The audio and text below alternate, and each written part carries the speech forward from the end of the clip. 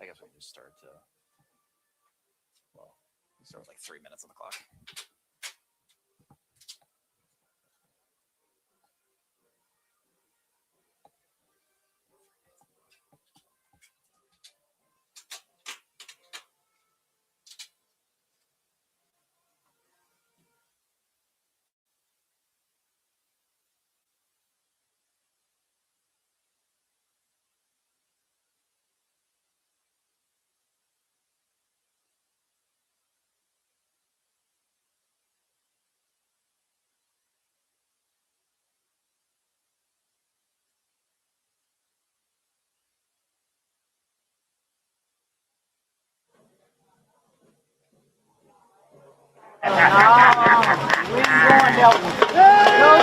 I've been I'm gonna tell you. I say Well, inside Warriors Stadium here in Wilson, North Carolina, we treated tonight's early season match between two contenders from last year in North Carolina East Region High School football. It is the Tarboro Vikings taking on the Hunt Warriors. Max Scorin here, joined alongside J. Mike Blake. We're excited to bring you high school OT's coverage of this Eastern North Carolina clash. Yeah, Max, it should be a good one. You know, when you get east of Interstate 95, it doesn't matter what classification the teams are. It's just football. And right here, you're looking at two of the best three teams east of Interstate 95. Right now, the high school team 252 area code rankings. Hunt is third, and Tarboro is second. So that shows you that this one is a showdown. Some pretty good teams who both went to the state title last year.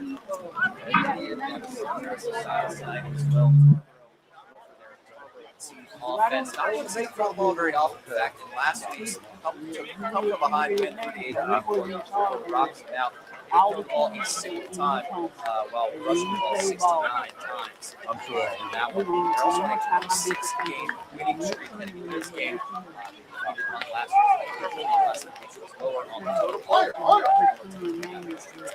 Yeah, if it ain't broke, don't fix it. So the Tarboro T has been here for decades. This year's senior class could add to the record-setting number of consecutive state championship appearances. They've been to 9 straight state title games, making it no one's ever done that before. And then they're trying to go for number 10 this year in the 2A class.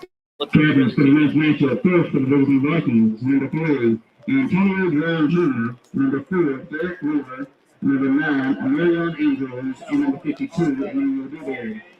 Champions for the Warriors, number 1, Raj Harris, number 4, Jeremiah Thomas, number 8, Randy Jones, and number 51, Aquarius Jefferson. Officials for tonight's game, referee Joe Columbus, umpire Rodney Clark, line judge Richard Moore, headline judge Howard Hendricks, and back judge Brian Allen. And actually, Hunt plays the same way, even though obviously they're going to come out in shotgun formation. We saw them a few weeks back at the high school team getting Jamboree.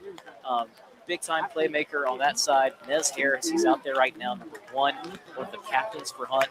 He's a returning high school team all-state player on both sides of the ball, a two-way guy.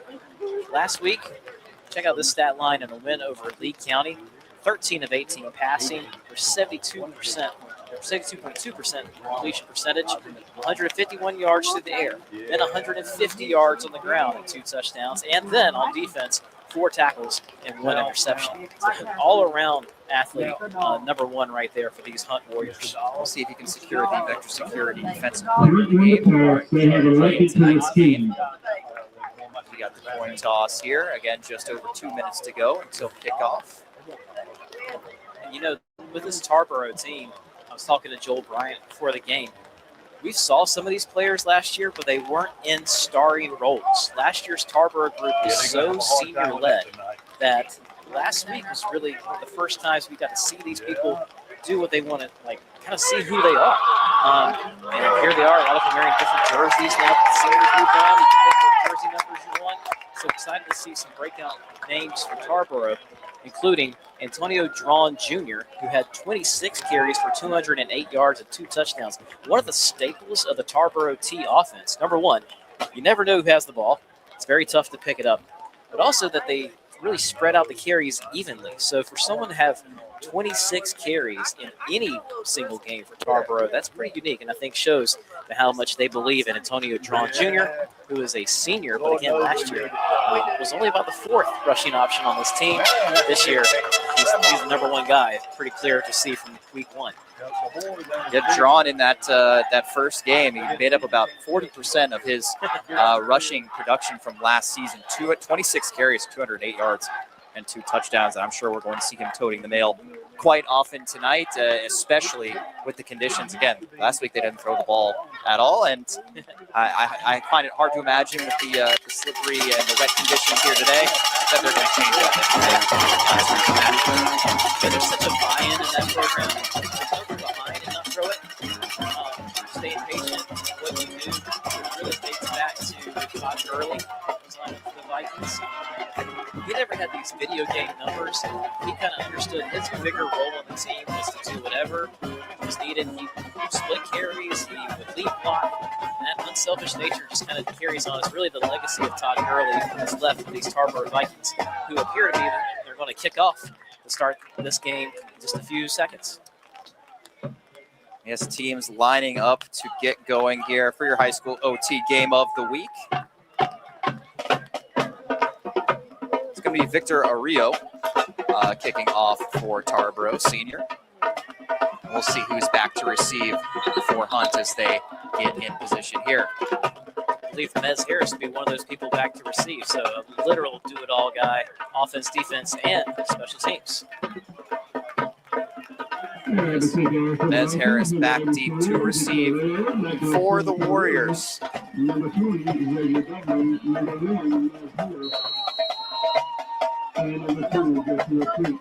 Credit to the athletic administration here. This field looks perfect. The rain is not affected at all. Great shape. Left-footed kick up and away. Harris fields at the 10, takes off to the left, shoots back to the right, throwing through the middle of the field now, and will eventually be dragged down around the 35-yard line, and that is where the Warriors will get started on offense. As Harris can just stay right on out there. He had some help, certainly in the backfield. Darian Jones was the main guy last week, however, is Xavier Dublin. He had 3 rushing touchdowns on the ground. First offensive snap of the game will go to the Hunt Warriors. Harris hands off, and little to no gain there on the first run for the Warriors. That was Dublin, who again had the 3 rushing touchdowns last year, or last week, I should say. 75 total on the ground. Strong opening win at Lee County, a 6A school, but again, toss out the classification, school size. We have programs like this who are just competitive with anybody. Second and long. Takes the handoff, and the throw sails over the head of the intended receiver from Harris. It's quickly 3rd and long. I was looking at that time from Carlos McRae, who was open in the slot. I think it could be a mixture of wet ball or maybe just a little bit of excitement. He had him certainly there, and it would have been right at the sticks before the first tackler would have had a shot at him. I can't imagine there's going to be a lot of big completions in this game with the current conditions. So 3rd and 10.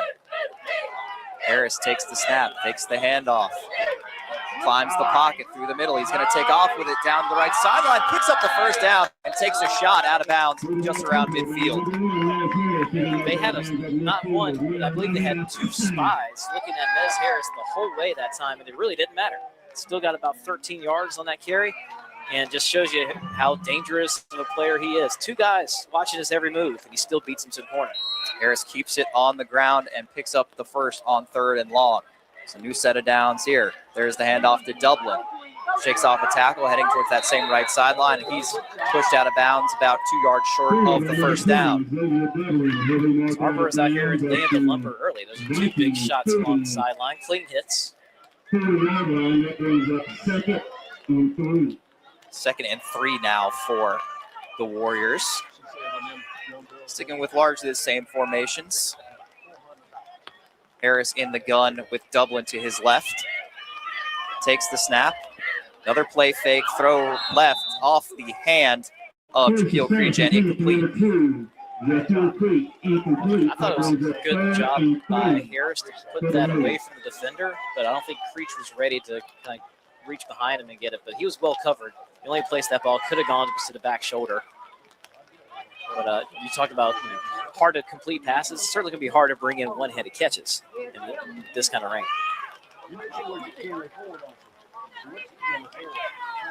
3rd and short now. Harris looks to the sideline. Makes an adjustment to his line.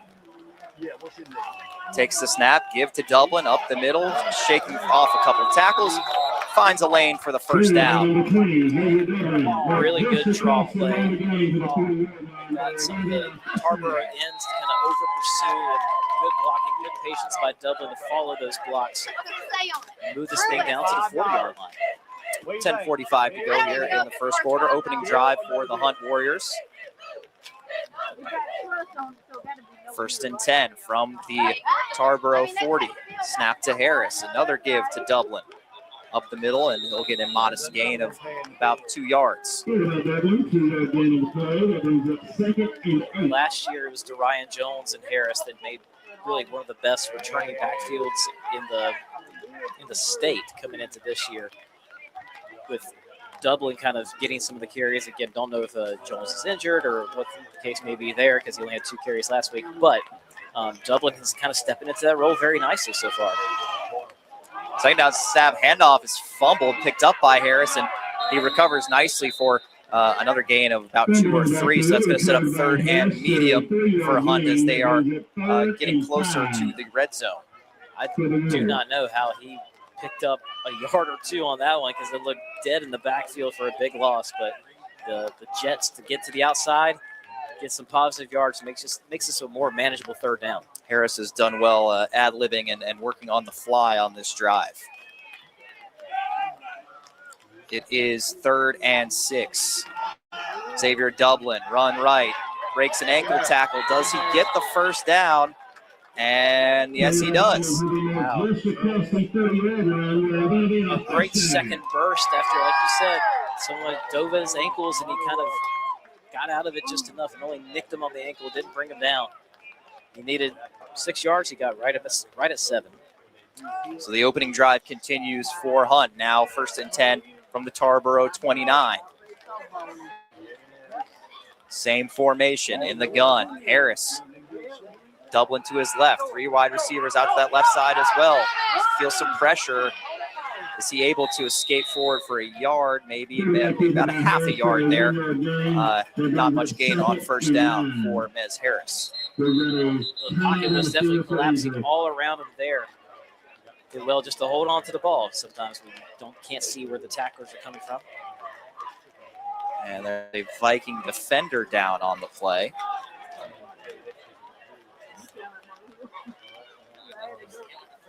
And we'll step aside for a brief injury timeout. You're watching Tarboro Vikings take on the Hunt Warriors here on the high school OT game of the week. Your home, your business, your peace of mind. Protect them with Vector Security, your ideal home and business partner. From smart security and video solutions to professional monitoring, Vector delivers intelligent protection tailored to you.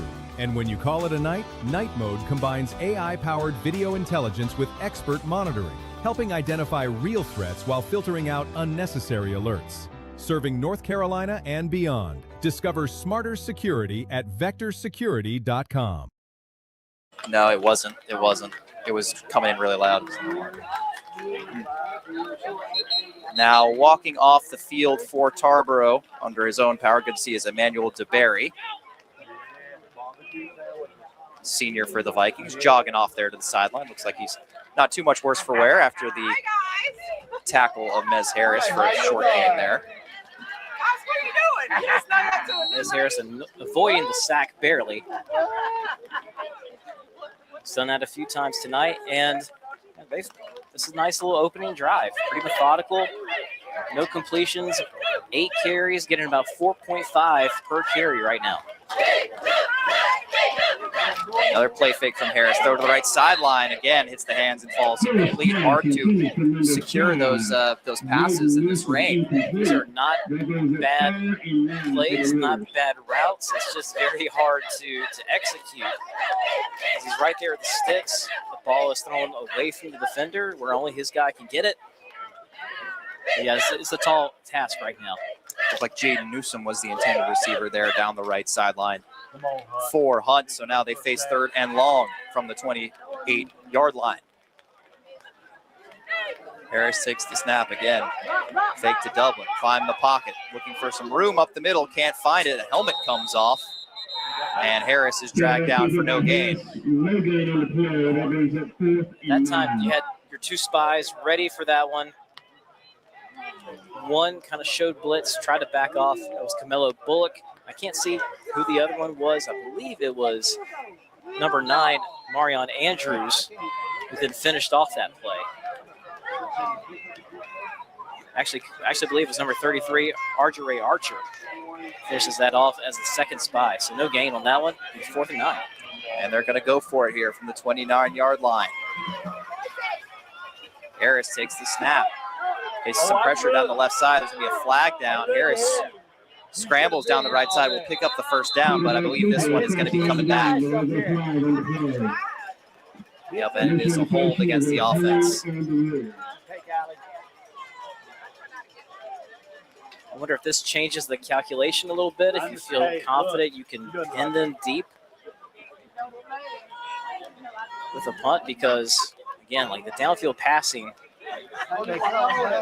until this rain holds off, which it might towards the second half. I think it is supposed to clear out within the next hour. And I see now they are bringing on some new players, or it looks like the punt team. Talon Mayo is a very talented kicker, which I think helps you feel confident with this. Or maybe not. Now he's running.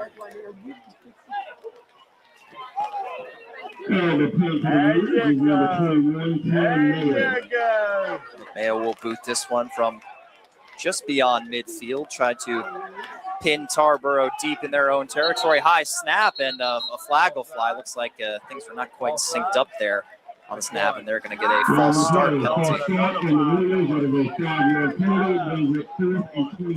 Just more space for Mayo here to angle it to the sidelines, get it inside the 20, put the pressure on Tarboro, maybe in the shadow of their own goalposts. 8:09 to go here in the first quarter. 4th and very long. Hunt will punt here. Low snap this time, but Mayo fields it cleanly and boots it away. Picked up off a hop and running down the right sideline and brought down at the 31-yard line is number 33, Arjure Archer. Great job by him to see that. There's only one guy who can get him on impact. He reads it well, picks it up at the 9, and goes right down the sideline for a very nice return, getting Tarboro a lot more breathing room than they would have if he had just let that one go. And if you are a fan of the air raid and the passing game, well, maybe it's time to look over to another game. As Tarboro takes over here, they're going to run that Tarboro T offense and expect the ball to stay on the ground for this drive and for most of their offensive drives in this game. But let's see what they've got on their first drive, starting from their own 31-yard line.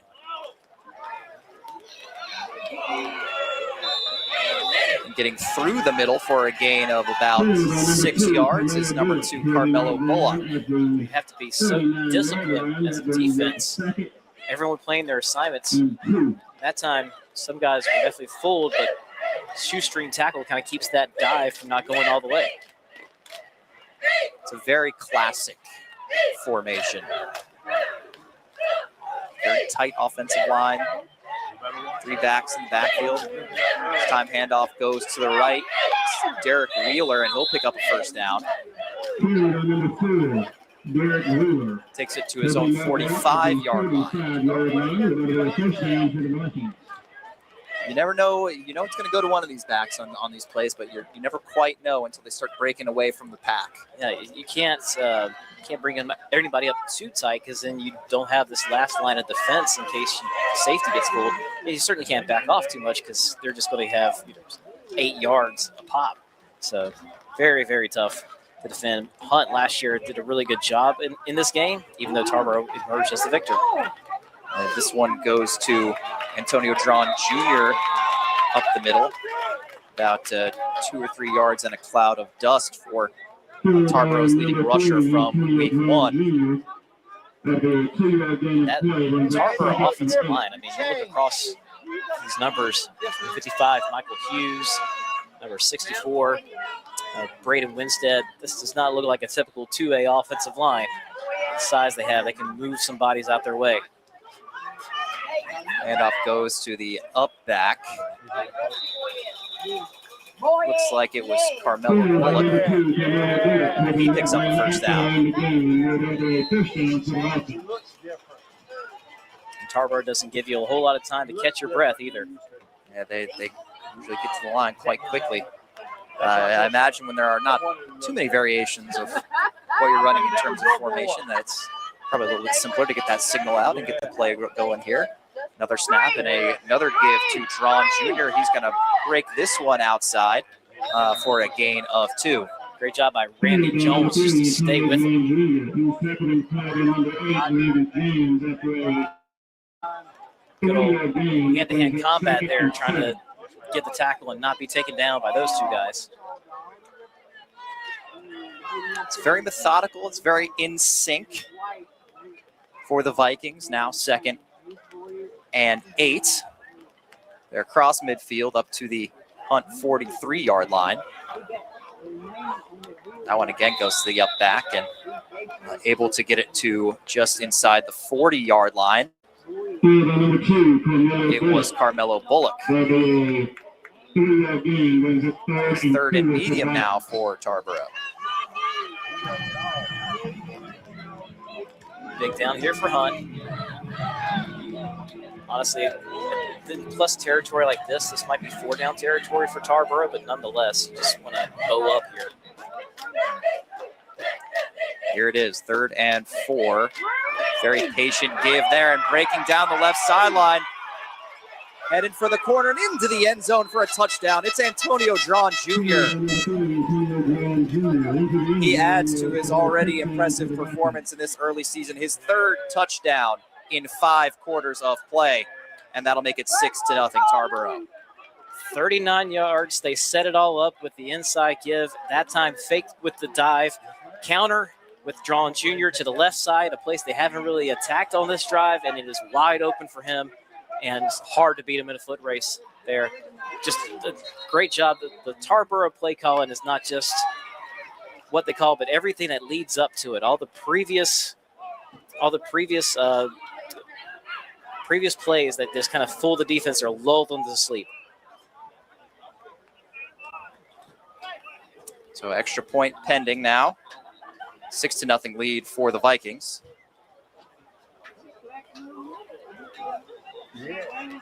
It's shading. It's shading.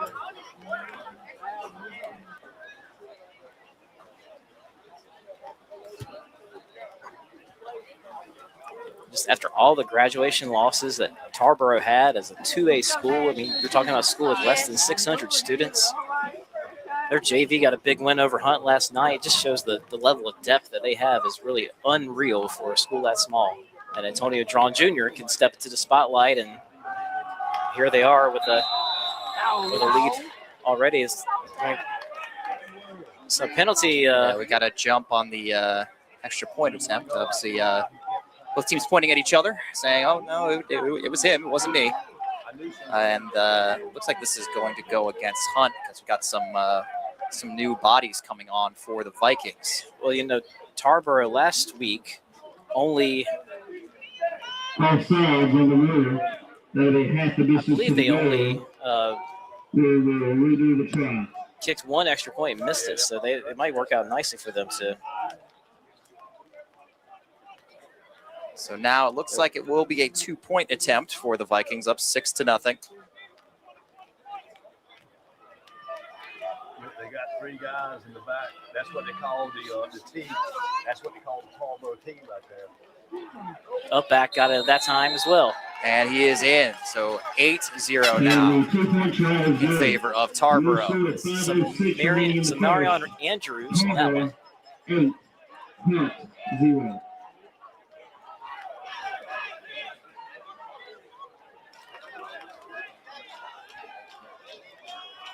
So pretty clinical opening drive for the reigning 2A champions, as they stick to their Tarboro T rushing offense, and a big run for Antonio Dron Jr. gets them in the end zone for an 8-0 lead. Yeah, about as methodical as it gets. The kicker for the Vikings is number 84, Victor. Not a start that Tarboro wanted to have in this one, because again, like Hunt was bringing back a decent number from last year's 5A state runner-up. They did lose a few transfer that would have probably made them the 5A favorites. But this was still a really good team. Here comes the kick from Arillo. 8-0 Vikings is your score. Harris fields it at the 10. Right through the middle, looking for some blockers, runs into the backside of a Viking, and it's going to go down around the 33-yard line.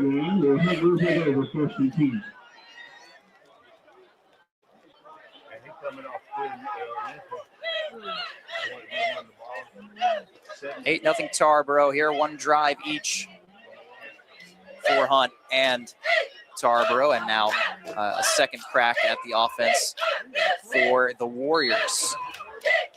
Trying to get something going at home. Still some steady precipitation coming down. Maybe not quite as heavy, but certainly still a factor. Harris takes the snap on first down. Is going to throw left again, off a hand and incomplete. So I believe that's 0 for 4 now passing for Nez Harris. Again, people are almost all these have hit somebody in the hands, just very hard. And I think on the screens you guys are watching right now, it looks like kind of a light rain, but if you kind of, from where I'm looking at the distance where it's hitting those lights, it's very steady. So it is it's wetter than it looks. I think the field holding up as well. It's maybe making it seem like it's lighter than it actually is. And off to Dublin goes for about a loss of 1. So quickly 3rd and long for Hunt. And we're working on updating the score bug as well, but it is 8-0 Tarboro. So quick 3rd and long for the home team. 2 wide receivers to either side. Xavier Dublin in the backfield alongside Mez Harris. He takes the snap, looking right, going to throw down the right sideline, just long and incomplete. Off the fingertips of the intended receiver. It was number 14, Carlos McCray. And that is going to bring out the punt unit again for the Warriors. It's one of those drives where the first down play doesn't work out and really just kind of throws everything else off kilter. Nothing after that looked like it was able to keep the Tarboro defense guessing. They kind of figured what was happening on second down and then could sit back on third.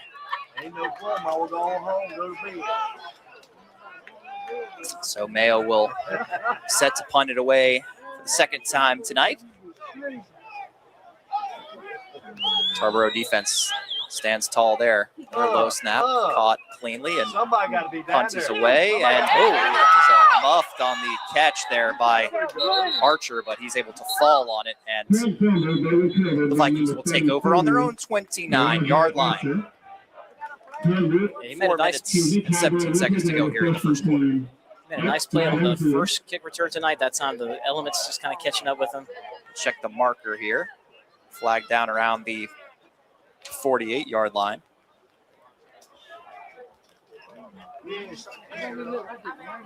Well, you look at them lights.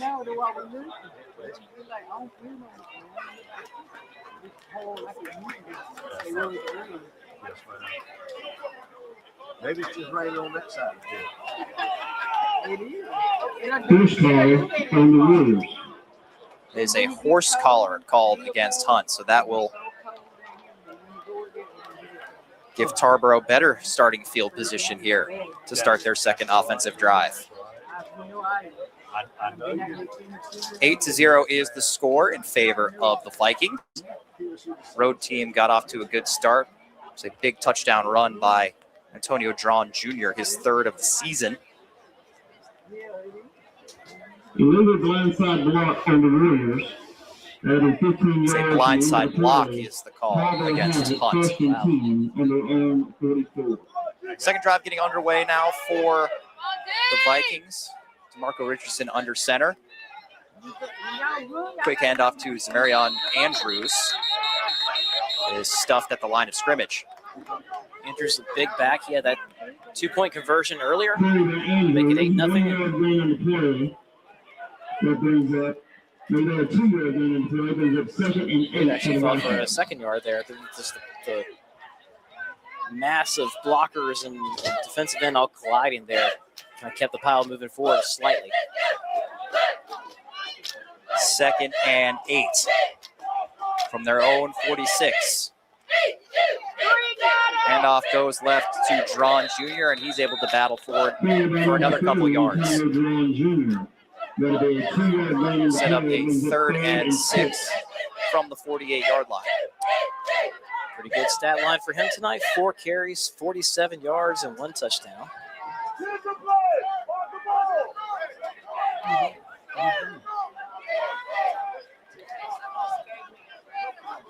Tarboro has stuck to their ground game. It's paid dividends early so far. No pass attempts in their first game, none yet tonight. I think last year, maybe for the whole season, they had less than 20. And there's some early movement there on the line of scrimmage. Tarboro loves to do a hard count. Because these guys have all played in this system for so long, they all know not to jump most of the time. Like that time, they got themselves. They jumped a little early with the hard count. But generally speaking, that's an advantage they have over everyone else. They've been running the Tarboro T in youth leagues, so they all know the right cadences and everything else. So that'll bring him back to 3rd and 11. Handoff right, and then breaking it up the middle for a first down. It's Arjure Archer. That was a heck of a way. Just put your foot in the ground and make a cut. His first carry of the game is 13 yards. We've seen Archer deployed in the return game. Now he's getting active in the run game and picks up a crucial first down there. 2.5 minutes to go here in the first quarter. Okay. 8-0. Tarboro leading Hunt here on the road. That's another more early movement. Another false start against the Vikings. And the Vikings, that is a 5-yard penalty, brings up 1st and 15. Easy now.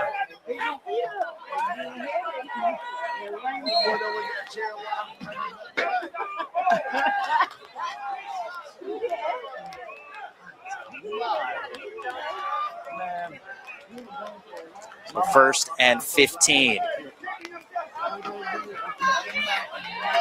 And swarming there to make the tackle. Led by Number 2.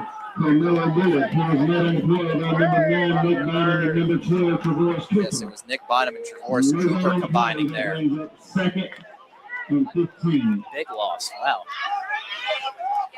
Really the first negative play of the game for Tarboro. So they were ready for that one. So no gain on the play. 2nd and 15. Pitch back to Drawn Jr. He's looking for a lane, cuts back to the right, and is able to pick up a gain of just about 9 yards there. He gets the 39.5 or so. Get 9 yards out of that. It's pretty darn good. 3rd and 6 for the Vikings. Nemo, like softball, Nemo.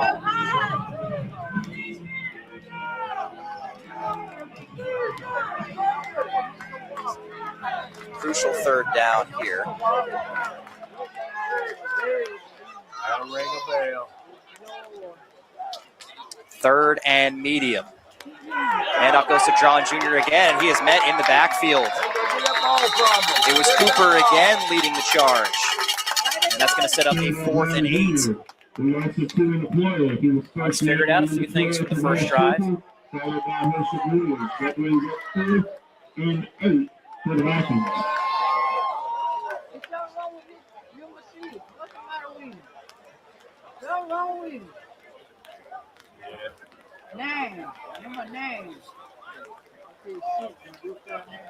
Final 10 seconds going to tick off the clock here in the first quarter. And we'll head into the first quarter break. Flip the field. Tarboro Vikings leading 8-0. Are you craving chicken? Download the Alpaca Peruvian Chicken app to gain access to exclusive offers and earn rewards by eating the food that you love. New members who sign up will receive a free entree. Again, that's the Alpaca Peruvian Chicken app.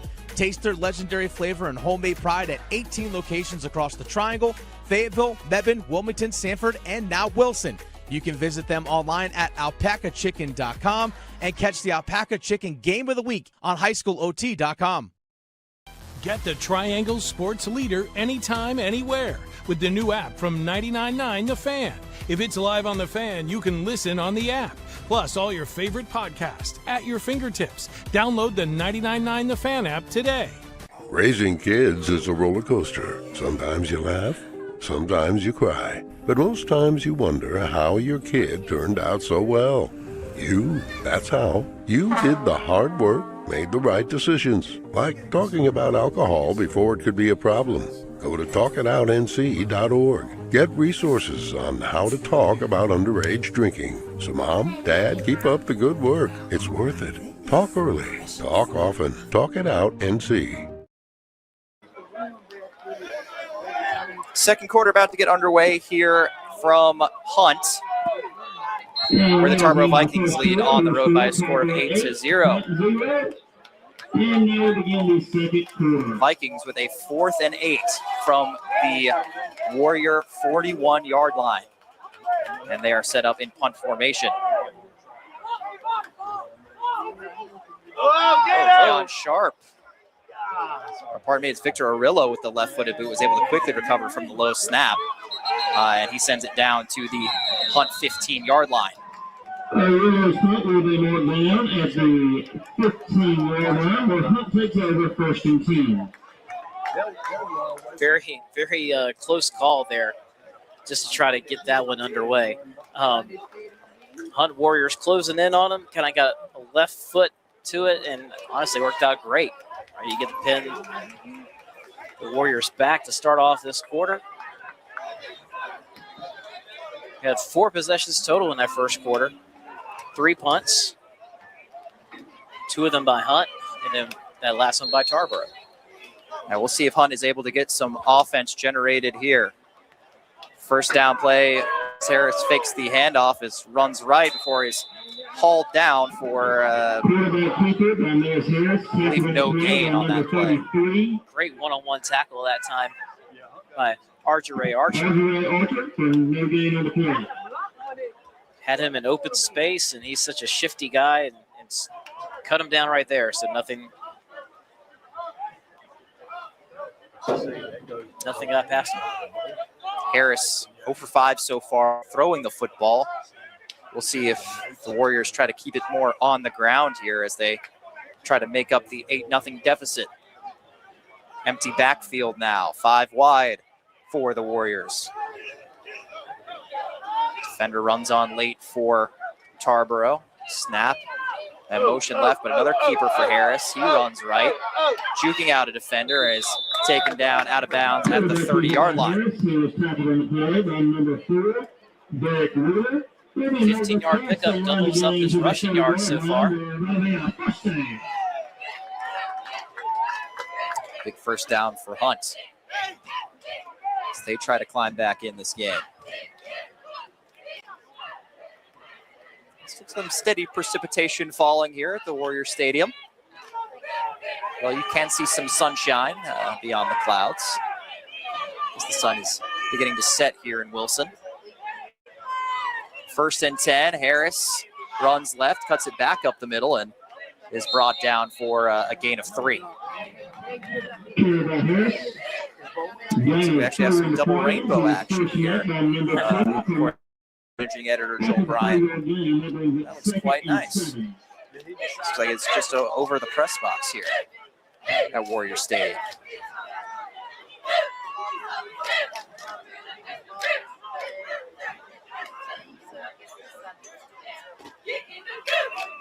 It's going to be 2nd and 7. Harris tying his shoe in the backfield. He's got it sorted out now. He's got Dublin to his right. Fakes to Dublin, throws over the middle and caught. And running for a big gain is Jaquil Creech. He shakes off a tackler, shakes off another tackler, and eventually is brought down by committee at the plus 40-yard line. It's one way to get your first completion, that's for sure. That's first completion of the game. I believe the 6th passing attempt. Harris still behind the plate, tying up his right shoe. Hey, after that play, like maybe just leave it untied. Working out pretty good. 28 yards on that catch and run.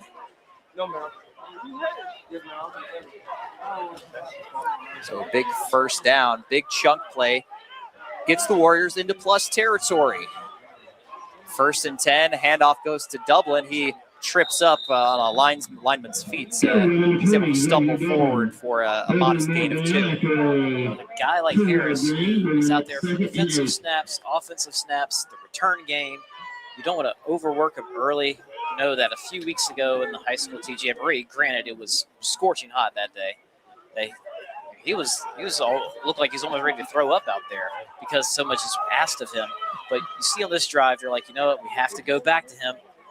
A couple of big carries and big throws too. 2nd and 8, throw left, caught at the 35-yard line. Jaden Newsom brings in the grab. His first catch of the game. And it is 2 completions in a row for Nez Harris. The guys are kind of seeing it into their hands a little bit here. Again, Harris, I tell you what, he's going to put the ball where his guy can get it. These little comeback routes and stuff. He plays it very safe.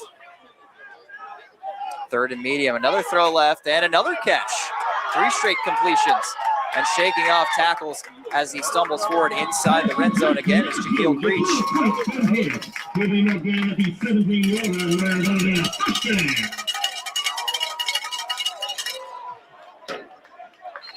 Warriors moving the ball very well on this drive.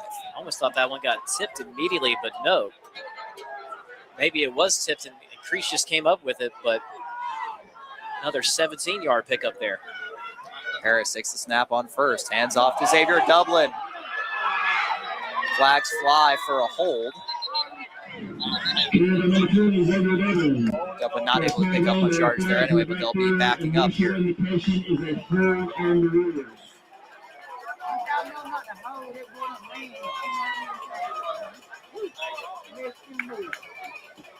So that'll make it 1st and 20.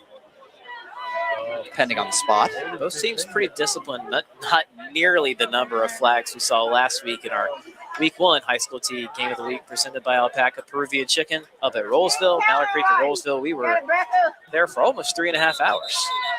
Unofficially, somewhere in the 20s for penalties. Hope is with all the runs in this game, this one will not stretch out to quite that duration, especially with the delayed start. So far, we're already off to a better start. Harris drops back now on 1st and long and reconsiders, runs left, and takes a big shot around the 25-yard line, but there's a Viking that's a little slow to get up.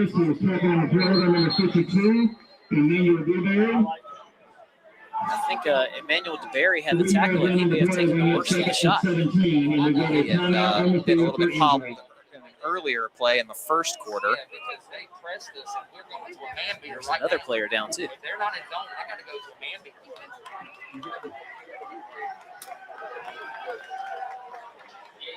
Viking defender getting some support here. It's number 64, Braden Winstead. But he's able to get up and walk off again. 8-0 Tarboro is your score here in Wilson. 7:21 to go in the first half. Hunt Warriors driving it down, trying to even the score.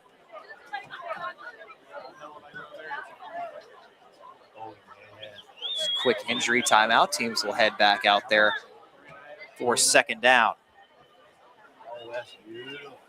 Tarboro team, last year they defeated obviously the 2A runner-up because that was the championship they played in, but they beat this Hunt team that was the 5A runner-up, and in their own conference they faced Kinston, who was the 3A state runner-up. So they wound up beating 3 state finalists last year.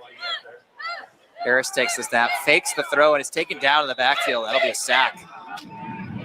Marion Andrews, number 9, getting it.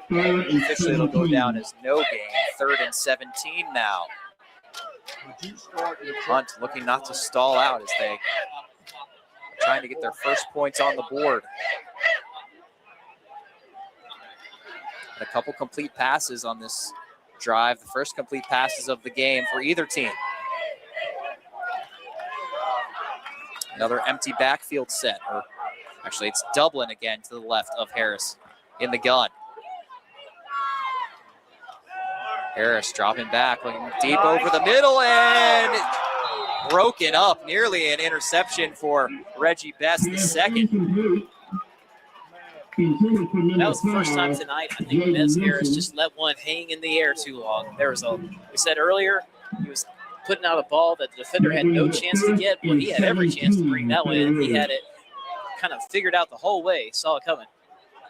That one just floated over the middle a touch too long, but fortunately for the Warriors, it was Best who just could not bring it in. So that'll bring up 4th and long, 4th and 17 for the Warriors from the Viking 26-yard line. Last week, Harris only had 5 incomplete passes. Right now, he's got 6. Bit of a tighter formation. Harris takes the snap. Pressure coming from the left side, stays alive. Lost his shoe and was taken down right around the 25-yard line. That'll be a turnover on downs. Spent quite a bit of time on that drive tying that shoe, but evidently not enough as it comes off there on 4th down. Not too much effect on the result of the play there. I thought it was a pylon or a cone or something. Now bright orange. It is the bright orange pylon coloring for the cleats of Nez Harris. So Hunt comes up empty again on offense, and the Vikings take over on their own 24-yard line, leading 8-0. Let's say the good thing here for Hunt is you gave your defense a lot of rest on a very long drive.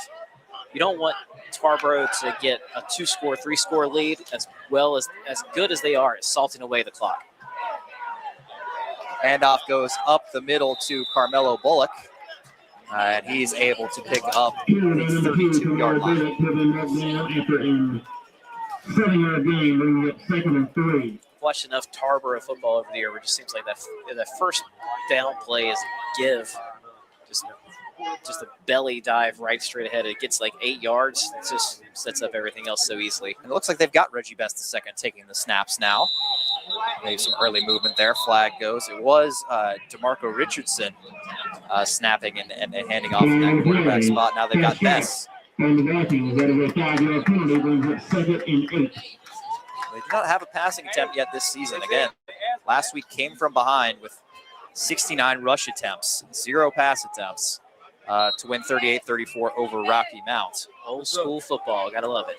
The Tarboro T offense has been very successful over time, and they're on an active 26-game winning streak.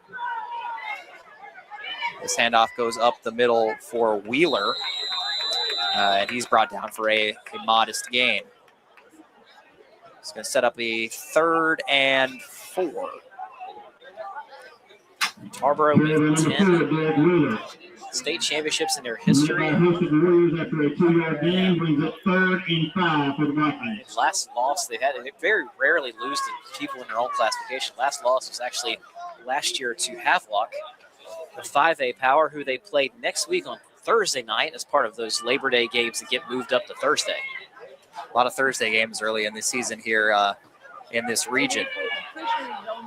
This one's a give to Drawn Jr., and he picks up a first down. Very strong run, taking a pile of Warriors with him. Moving up just across the line of the game. He got some really good yards after first contact on that one. I think that's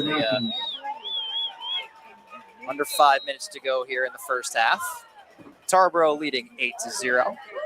It's been a hallmark of what's worked well for Tarboro here tonight, because it's not like Hunt is just unaware of where the play is going. Those extra yards, keeping your feet fighting, has really paid off for Vikings. Strong offensive line again, and then breaking through for a gain of 8 on first down is Carmelo Bullock. It really is by committee. Everybody's chipping in for this Vikings offense. You never quite know who's going to get the ball off the snap and get that handoff. It was Drawn Jr. at the big game last week, had the big touchdown run in the first quarter, and now they're looking to add to it as they continue to push their way towards midfield. Yeah, you don't know, but they know, and they do nothing to tip their hat or tip their signs to you about what's coming next. So that's what makes it hard, I think. There's no early shift or anything you can read into as a defensive coordinator. Antonio Drawn Jr. picks up another first down. Gets it to the Warriors side of the field, to the 48-yard line. He's got to have at least, 60 or 70 yards on the ground so far? You're right on it, Max. He's at 68 right now, and Hunt needs a timeout to collect some thoughts. That is their first charge timeout. So Hunt takes their first timeout of the half. And we'll step aside for a quick 30-second break before we come back with more second quarter action from here in Wilson. Your home, your business, your peace of mind. Protect them with Vector Security, your ideal home and business partner. From smart security and video solutions to professional monitoring, Vector delivers intelligent protection tailored to you. And when you call it a night, Night Mode combines AI-powered video intelligence with expert monitoring, helping identify real threats while filtering out unnecessary alerts. Serving North Carolina and beyond. Discover smarter security at vectorsecurity.com.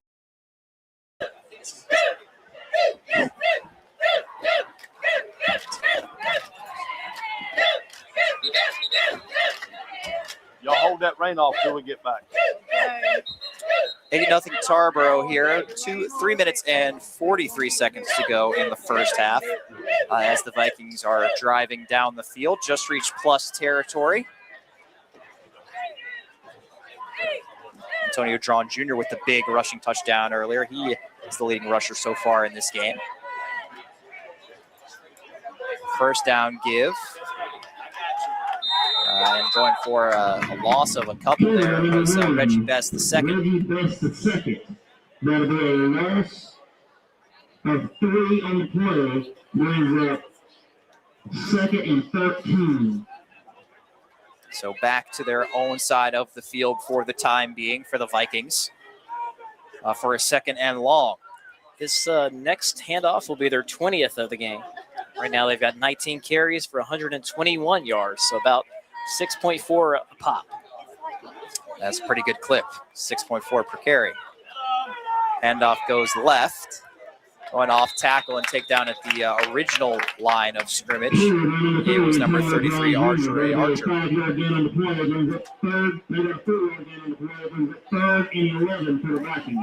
Just short of that original line of scrimmage. It's a 3rd and 11 now.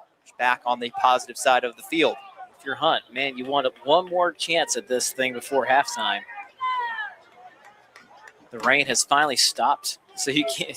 Hopefully, neither offense can blame much on the rain anymore. Clock ticking below 3 minutes to go in the first half. Snap by Best. He's going to drop back and throw. He's being held, the receiver. So that's going to be a first down after the penalty. That's the first pass attempt of the season for the Tarboro Vikings. Best dropped back and lobbed it up looking for Archer, and he had hands all over him as he tried to bring that one in. Well, so will not officially go down as an attempt due to the penalty, as pointed out by our managing editor, Joel Bryant. Yeah, that was talk about fooling a defense. He just panicked, held his jersey, held on dear life because that wheel route had nothing but open green grass in front of him.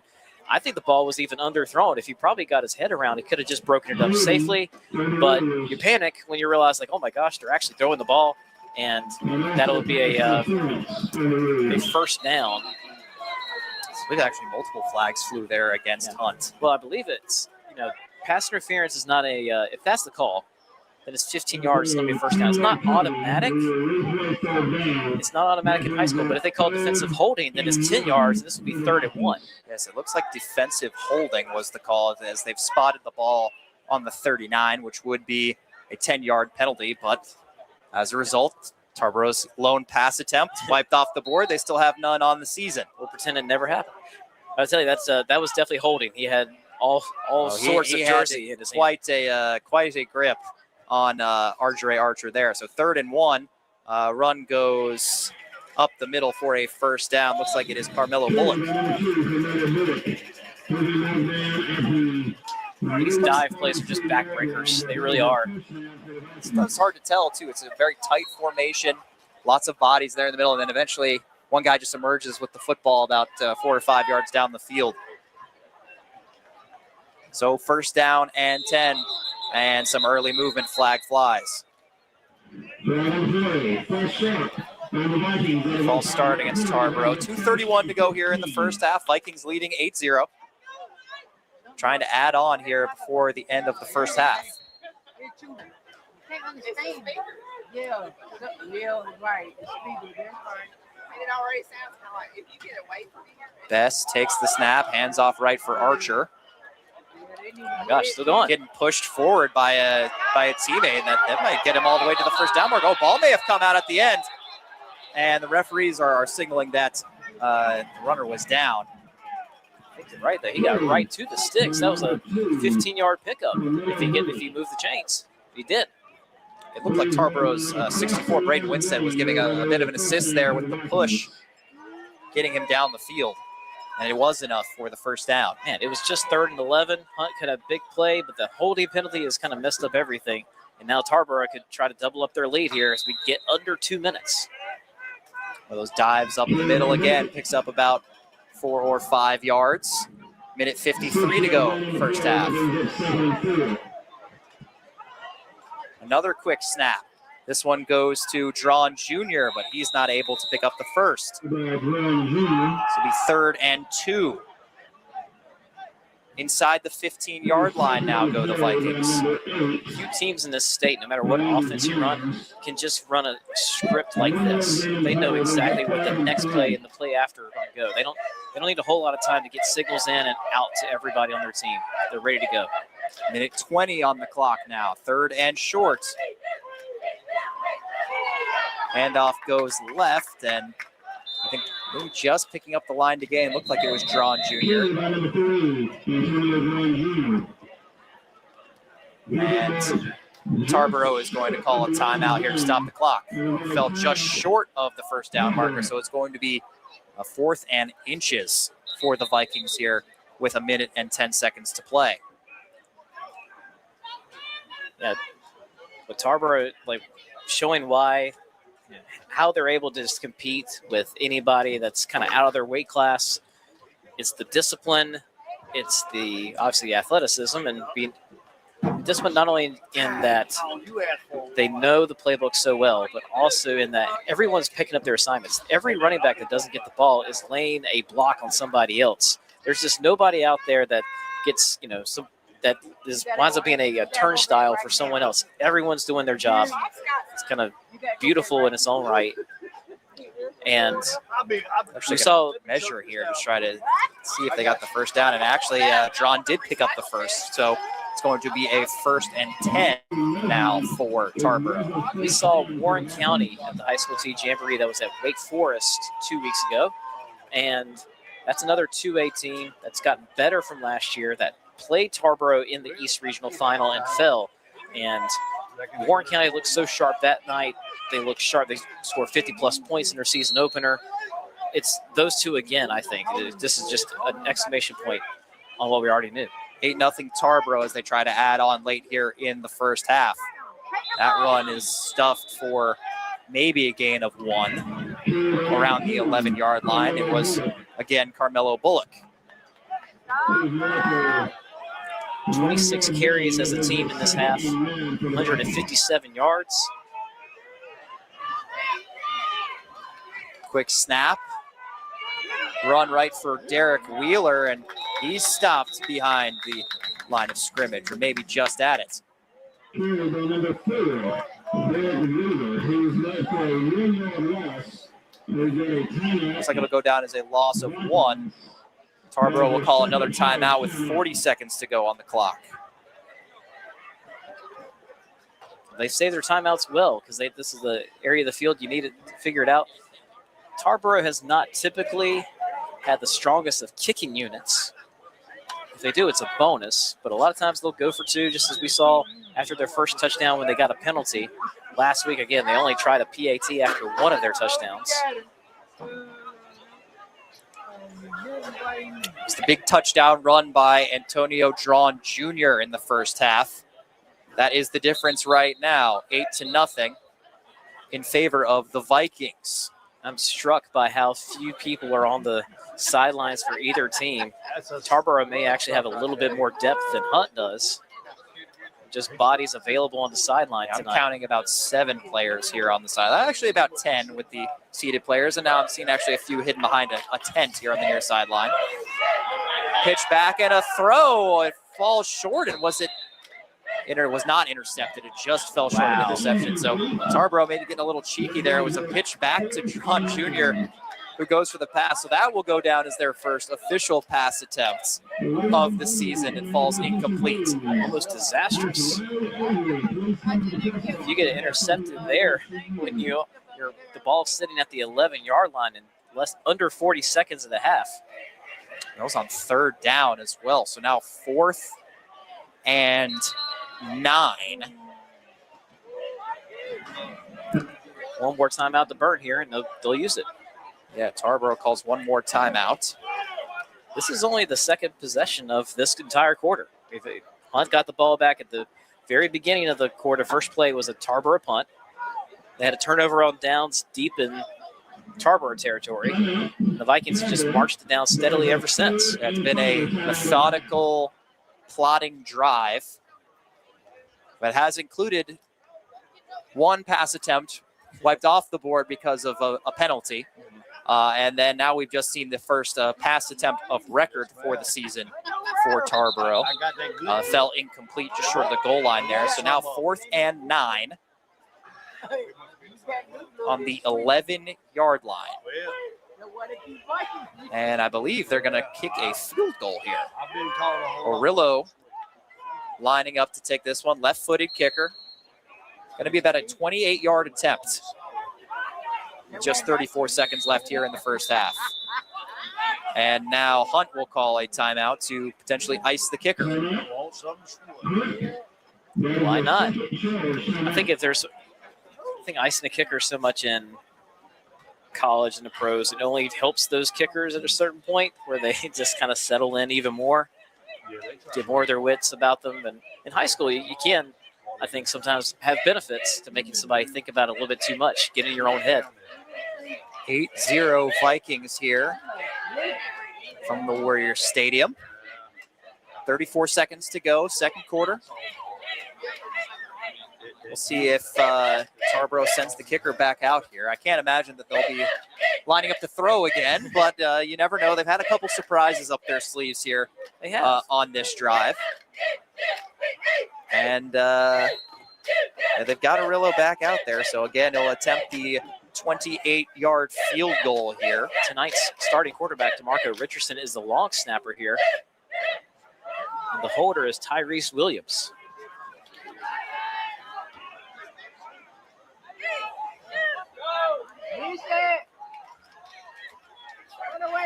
28-yard attempt, snap falls short, and Hunt is able to snuff that out. The snap to Tyrese Williams just bounced short. He had to pick up and had no time, was taken down. So the attempt does not get up in the air, and Hunt gets to take over with 31 seconds left in their own territory. That was Nick Bynum all over that one. My goodness. Bynum has had a couple of nice plays here. have had a couple tackles for loss trying to stifle that run game. Him and Trevor's Cooper on that Hunt defense have been difference makers. Definitely a candidate for the Vector Defensive Player of the game tonight if Hunt comes away with a victory. Handoff goes to Xavier Dublin on first down for the Warriors, and he's able to break out a pretty decent gain out to the 36-yard line. So first down, clock stops. Harris takes the snap, hands to Dublin again, running right, slips a little bit as he tries to change direction. Maybe picks up a gain of 1 or 2, and now Warriors will call timeout with 13 seconds left in the half. Final timeout of the half for Coach Jackson.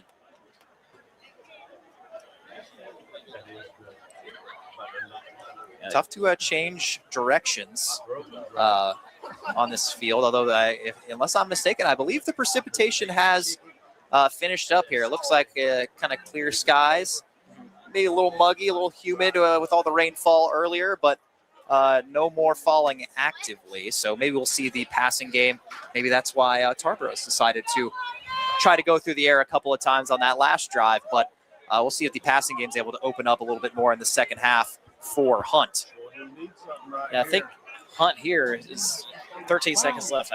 If you're trying to get on the board, then obviously maybe we have a pass play, a hook and ladder or something like that, or hook and lateral, but you're going to have a Tarboro team that's got really good athletes in the secondary trying to keep everything in front of them as well. We'll put 2 more seconds on the clock, so 15 now. Quick swing pass goes right to Creech. He breaks the tackle, is able to run out of bounds in plus territory around the 43-yard line with 8 seconds on the clock. Can Hunt find some late points here at the end of the first half, trailing 8-0? It's up to 67 yards passing. And Creech has had a really good game tonight. Just very quick with when he catches it, he's making one decision with it, trying to get extra yards. 3 receivers left, 1 right.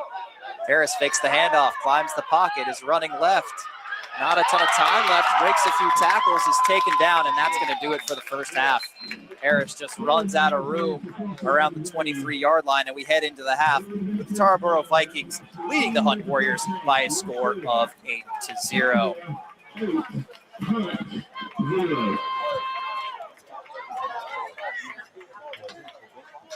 Alpaca Peruvian Chicken is great at office lunches, team lunches, tailgating, and football games. Place your next catering order at Alpaca so you and your friends can enjoy the best rotisserie chicken in the area. Taste their legendary flavor and homemade pride at 18 locations across the Triangle, Fayetteville, Mebane, Wilmington, Sanford, and now Wilson. Alpaca Peruvian Chicken, home of North Carolina's favorite chicken and a proud supporter of high school OT and football teams across the state. Get the Triangle Sports Leader anytime, anywhere with the new app from 99.9 The Fan. If it's live on The Fan, you can listen on the app. Plus, all your favorite podcasts at your fingertips. Download the 99.9 The Fan app today. Your child pours their heart and soul into their dreams. You're so ready for this. But underage drinking can stop a young mind and body from performing at its best. Okay, everyone, it's time. We're ready. Make sure your star keeps shining. Start the conversation about the dangers of alcohol with tips at talkitoutnc.org.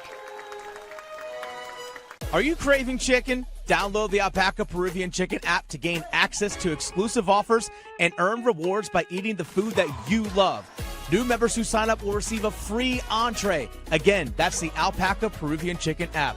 Taste their legendary flavor and homemade pride at 18 locations across the Triangle, Fayetteville, Mebane, Wilmington, Sanford, and now Wilson. You can visit them online at alpacachicken.com and catch the Alpaca Chicken Game of the Week each Friday night on highschoolot.com. Get the Triangle Sports Leader anytime, anywhere with the new app from 99.9 The Fan. If it's live on The Fan, you can listen on the app. Plus, all your favorite podcasts at your fingertips. Download the 99.9 The Fan app today. Raising kids is a roller coaster. Sometimes you laugh, sometimes you cry. But most times you wonder how your kid turned out so well. That's how. You did the hard work, made the right decisions. Like talking about alcohol before it could be a problem. Go to talkitoutnc.org. Get resources on how to talk about underage drinking. So Mom, Dad, keep up the good work. It's worth it. Talk early. Talk often. Talk it out, NC. Alpaca Peruvian Chicken is great at office lunches, team lunches, tailgating, and football games. Place your next catering order at Alpaca so you and your friends can enjoy the best rotisserie chicken in the area. Taste their legendary flavor and homemade pride at 18 locations across the Triangle, Fayetteville, Mebane, Wilmington, Sanford, and now Wilson. Alpaca Peruvian Chicken, home of North Carolina's favorite chicken and a proud supporter of high school OT and football teams across the state. Don't fall for the myths. Get the facts about underage drinking. Myth.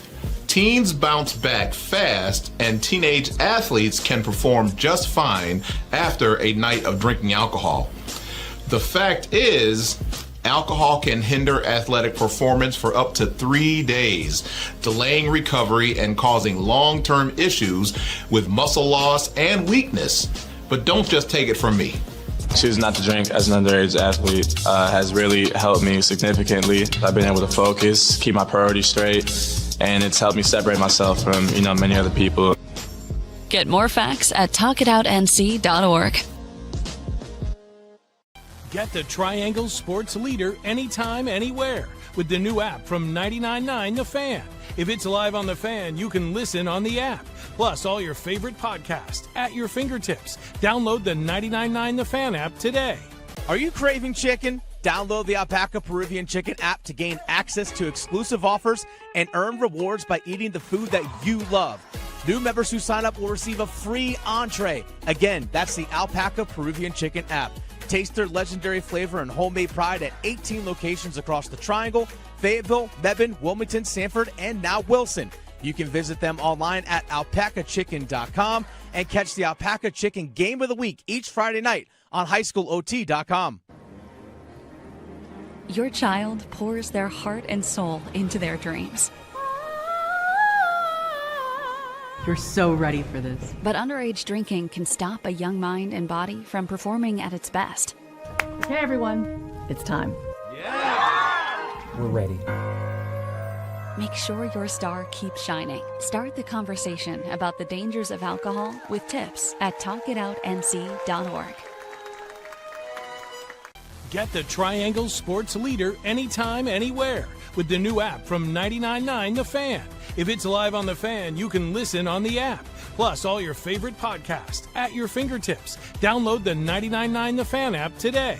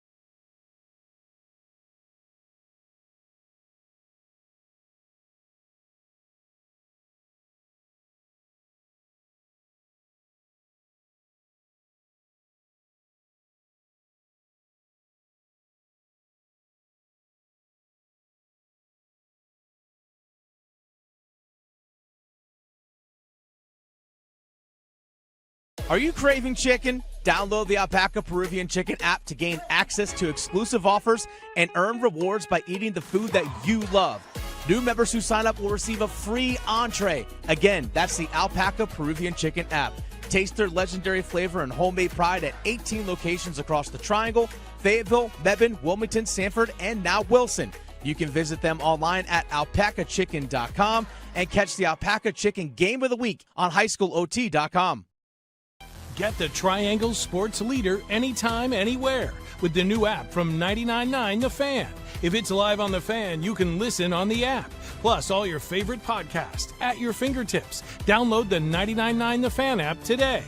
Raising kids is a roller coaster. Sometimes you laugh, sometimes you cry. But most times you wonder how your kid turned out so well.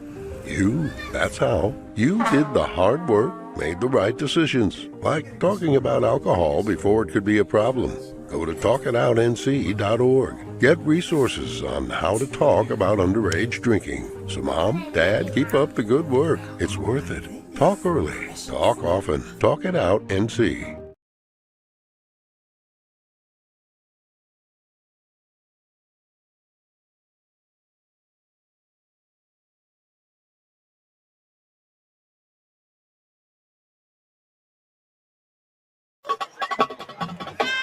Second half of action about to get underway here from Warrior Stadium. The Tarboro Vikings are leading 8-0. It was Antonio Drawn Jr. with the big touchdown run in the first quarter, making all the difference so far. Vikings looking for their 27th consecutive win. Reigning state champions in the 2A. Facing the runners-up, the East Region champions in 5A from last year in Hunt, the 5A runners-up. As the chat has reminded me, that loss that I remember, the last loss Tarboro had the Havelock, that wasn't last year. Last year, Tarboro went 15-0. It was the year before. I got to think way back to the last time Tarboro lost in the field. 8-0 halftime, though. The last time they were in a close game like this was actually last year's state championship game. Very low-scoring affair out at Lenore Ryan against Murphy. That was a game where Tarboro felt in control of. I believe won like 14-6. This one they've been in control of. Once Tarboro gets a lead, all the pressure kind of falls to you. And I think the pressure for Hunt kind of builds up a little bit. There were enough bright moments, I think, towards the end of the first half that if Hunt can string a little bit of that together, they can be right back in this game. Almost underway here in the second half. Teams huddling up for their final preparations. These two teams, even though they are just a couple counties, or actually I believe Hunt, Wilson, and Edgecombe County touch, right here in the what used to be called the new areas, Nash, Edgecombe, and Wilson County, kind of that triangle east of the triangle. These two haven't met in many, many years, from my knowledge. I'm certainly not outside the last 20 years, but you can tell it, other than last year. This is a good game, and this is not too far you have to drive to get it, so really enjoyed this one, honestly. I know it's low scoring. I know it's that Tarboro plays, someone read a comment in one of the chat that said this is the Wishbone's grandfather, the Tarboro T. Tarboro T. I love that line. But it's been really entertaining. Just discipline football, assignment football, hard hitting. You got to be aggressive. You have to be smart. It puts you in a position where you have to be really perfect if you want to stop it for 4 quarters. This has been a great contest. And at some point, you feel like Mez Harris. We almost saw it at the end of the first half. The clock ran out on him. He's going to have some a crazy play that puts Hunt on the board. You can almost feel it happening. Hunt will kick to start this half. So Tarboro, after that long drive that came up empty, they're going to get another chance to set that tee up again and get that run game going. Here comes the kick to start off the second half. Talon Mayo sends it away. fielded at the 10-yard line by Derek Wheeler. He cuts towards the middle, is tripped up around the 15, and the ball come out. That would be huge Hunt for seems Hunt. to think they've got it. Waiting for the signal from the official. They haven't signaled either way. There was no signal of fumble. It seemed like as though the Warriors thought they had it, but looks like the ball carrier was down. And Tarboro will get things started from their own 15-yard line. Zion Holder was the first guy down there for Hunt. He blew up that return. They had an angle to the right side, and who knows, it could have been a big game. They certainly had things set up there, but that one guy, kind of the gunner on the kickoff return team, just blew it all up. So the Tarboro T gets to work. Dive up the middle will go for about an 8 or 9 yard gain on the first play from scrimmage of the second half. They've got DeMarco Richardson back under center at quarterback. So that first half, Tarboro 28 carries, 154 yards. None more than Antonio Drawn with his 10 carries, 73 yards, and 1 touchdown. 2nd and 1, and breaking through the line for a first down. Looks like it was DeMarco Richardson, his first carry of the game.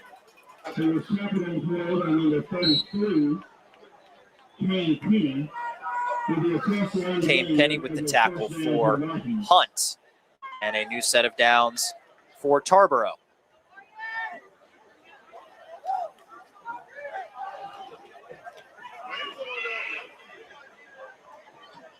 I'll tell you what, up the middle for a modest game, maybe the nose of the football. It'll be 2nd and long. Well, it's a good thing I'm not playing out there, because I would be running after the wrong guy almost every time.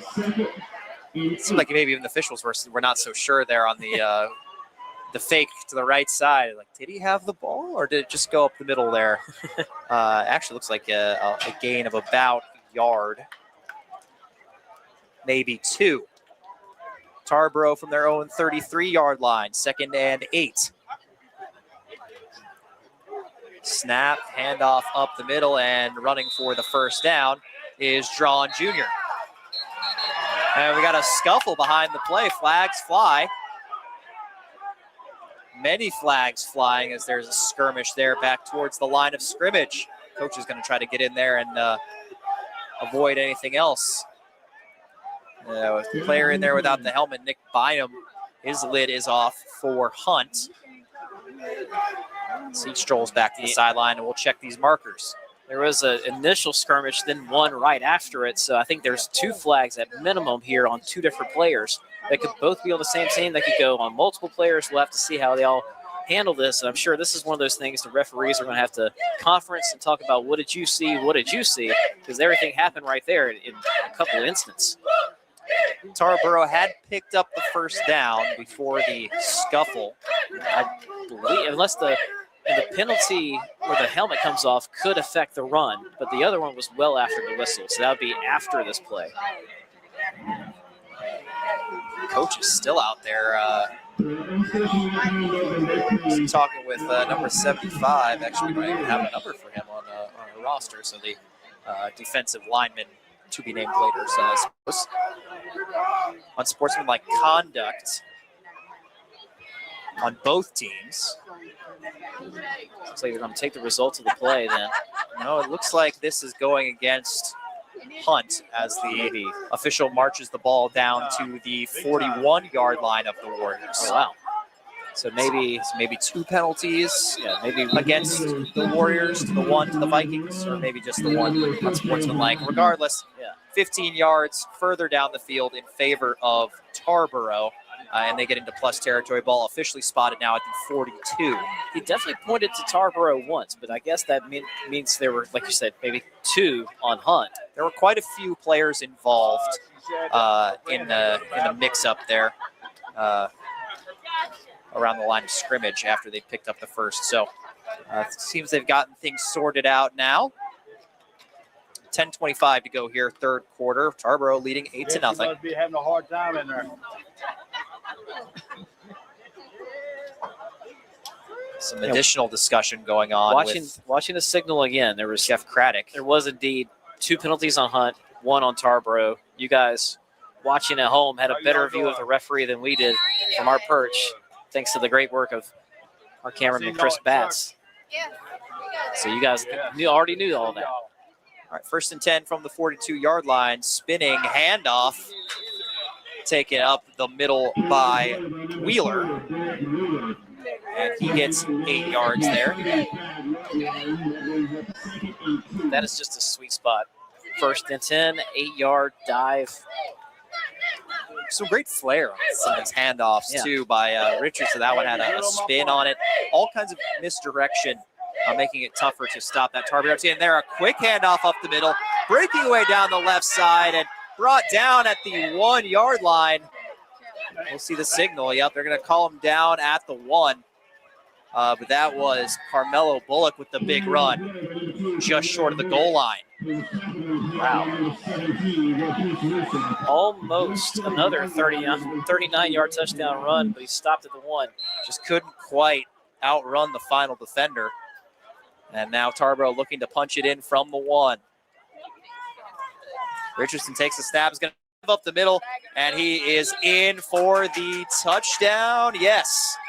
Signal from the near side official. Touchdown, Tarboro. And they extend their lead to 14-0.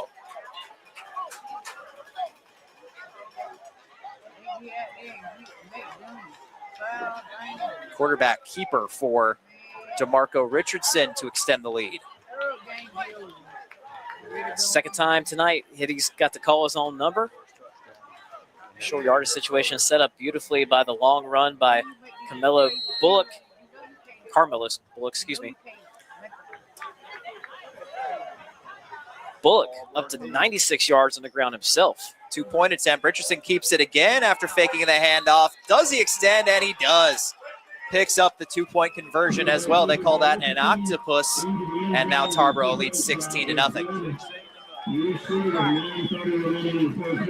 Clinical start continues, Max. This clinical start to this third quarter.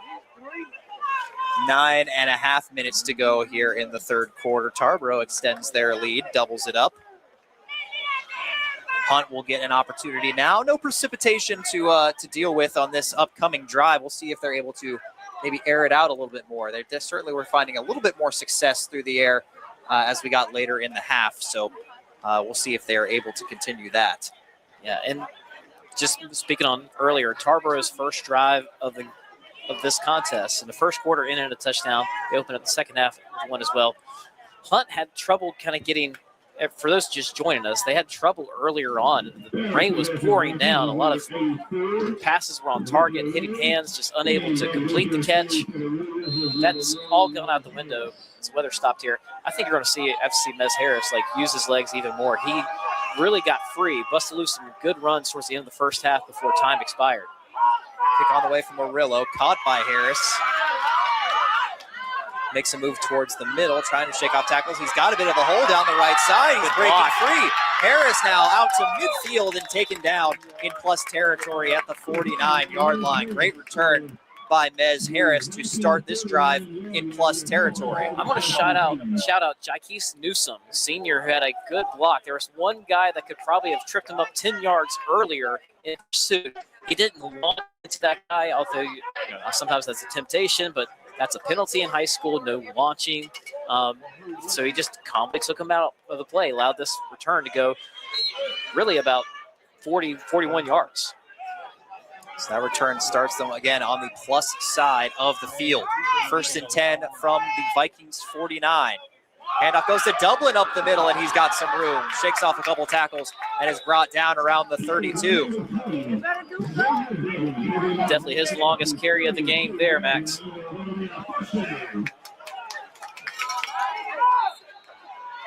Gain of about 17 on the first play of the drive. Harris in the gun. Again gives to Dublin, running right. This time brought down for maybe a yard. Now Dublin and Harris each with 11 carries apiece. Harris has 55 yards. Dublin 59. Those are the only two Warriors who have toted the rock at all tonight. Second and long. Harris again in the backfield with Dublin to his right. Gives to Dublin for a third consecutive play. Picks up a yard or two before being sent backwards. Gain of 2 it will go down as it spotted at the 30-yard line. Sets up a third and medium. 3 receivers left, 1 to the right. Harris in the gun with Dublin. Whistle comes down at the snap. I believe this will be a false start. No, You mentioned tonight a lot about Antonio Drawn Jr. Trey Drawn, big number 17. He's at the top of your screen on the defensive line. He's just getting a head start, a great edge rush every time. It's flushing Mez Harris, which also helps all the other teammates know which side of the field they can key on. So that's who I'm looking at here on a third and long. Watch number 17, again, at the top of the Tarboro defense. He's just blowing by the left tackle, and it's kind of disrupting everything for Hunt, especially if the snap gets there a little slow. Third and about 13. Harris drops back, throwing deep over the middle of the field. Broken up.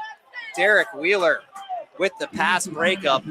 Again, ball just floated a little bit there, and Viking defender able to break it up. So that brings up 4th and long.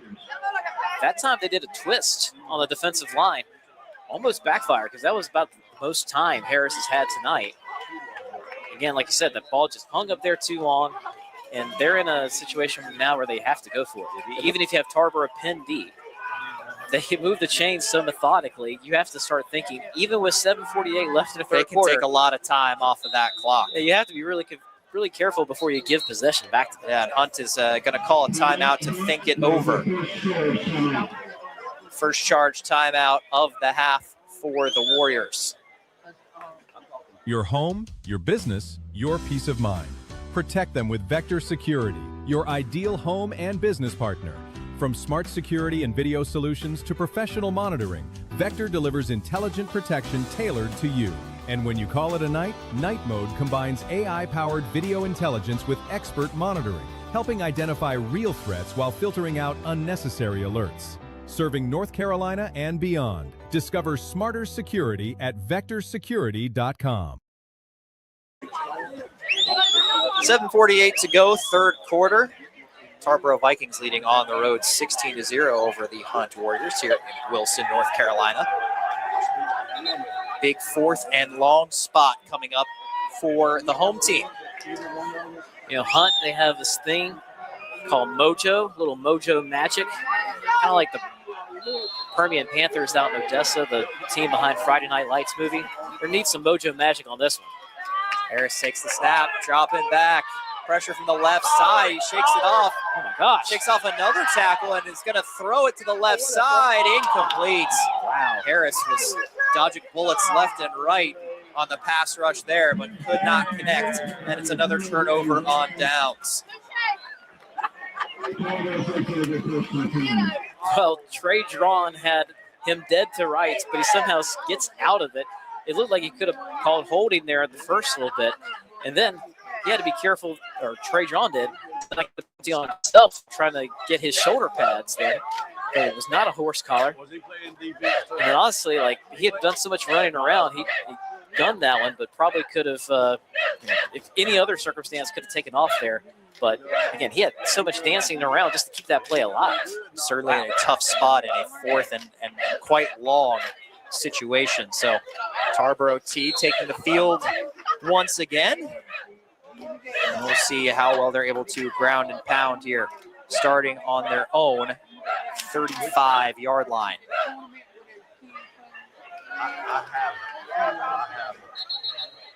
So many Tarboro heroes tonight, but I think Trey Drawn's rush has been had the biggest ripple effect. Everything comes downstream from that, right? If you can fluster Mez Harris, everybody else's job gets easier. We saw it there in that big 4th down play. And now, you know, for Tarboro, you're rolling. You're in a comfort zone now. This is exactly where they were. They had their backs to the wall against Rocky Mount. Said, we're going to do what we do best, stay calm, and finish this thing off, and now they can do the same with a 16-point lead instead of having to come from behind. Impressive they're able to come from behind and win games without throwing the football really at all. It takes maturity, and I know that I've been at some Tarboro things where you could hear people in the stands like, why aren't we throwing the ball? So even the Tarboro faithful sometimes run out of patience for the game plan, but the game plan does work. I mean, it works 99% of the time. Again, 26 games in a row, and then 10 straight, or could be 10 straight appearances in the 2A title game if all goes right this year. First snap, handoff goes up the middle, flag flies, and taking it down to the Hunt 45-yard line, it was Marjorie Archer. We'll see what the flag is for. And we've also got a Hunt defender down. So a couple things to look at here.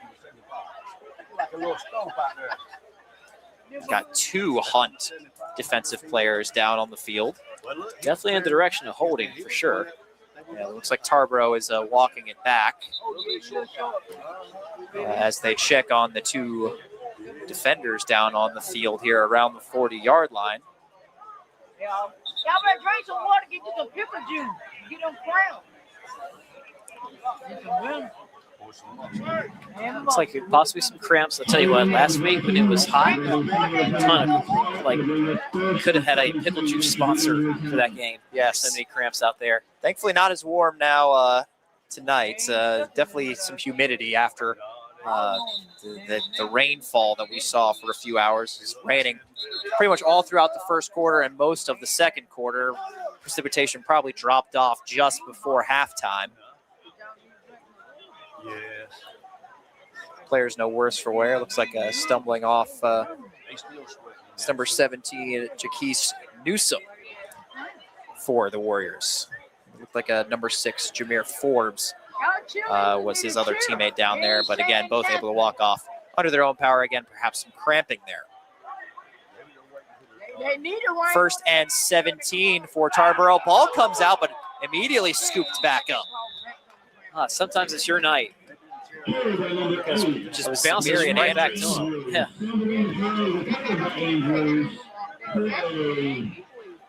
Fortunate bounce came right back to him, and that sets up 2nd and 5. Oh, Lord. Yeah, he sure is. Yeah. He's up to 14 yards in the night. That's just his 3rd carry. Another ball came out there, and Hunt is signaling as though they have the ball. We'll just wait for the sign from the officials. Certainly were a lot of guys there to get it.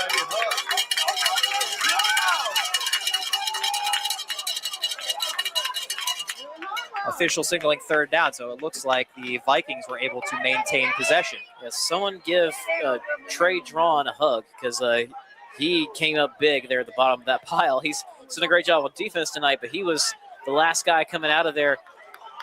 It was literally like there was a tie for the ball, but now they've changed it. They just signaled Hunt. Yes, and they're going to say it is a fumble recovered by Hunt. So a turnover there flips the field, and Hunt takes over on the plus 41-yard line. I think unofficially, the guy coming up with it now, again, it was kind of 2 guys tied for it. It's Jeremiah Thomas for Hunt, getting the fumble recovery. So Warrior offense takes over, plus territory. Jump on it! 2 receivers left, 2 to the right. Motion right, fake handoff by Harris. He takes off up the middle, runs past the defender, lowers the shoulders, takes off the tackle, heading for the pylon, and he's in for the touchdown. Ms. Harris, 41-yard scamper on the first play, gets the Hunt Warriors on the board. Well, you just cannot bottle him up for 4 quarters. At some point, you knew he was going to break free, and that time he does, just taking on the tackler, going right at him and right over him. And then it was nothing but green grass in front of him. Incredible individual effort by Mez Harris. First play of the drive. Runs it outside right. lowers the shoulder on the defender and runs it the final 20 yards or so into the end zone. So 2-point attempt coming here for Hunt.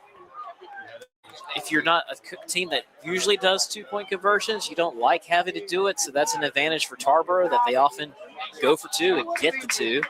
Because then in this later stage of the game, you have to do it yourself.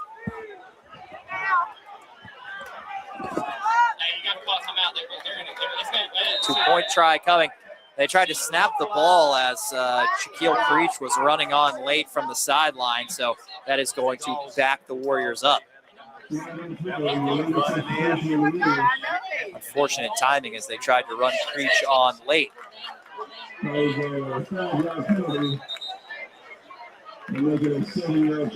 So back up 5 yards. The assumption is they will, of course, go for the 2-pointer again, trailing by 10. Hunt calls a timeout to discuss their options. Where's the ball? I don't have the legs. Where the ball's at? Where's the ball? Will I get the timeout or not? Where's the ball going to be? Because he don't have it in the right spot.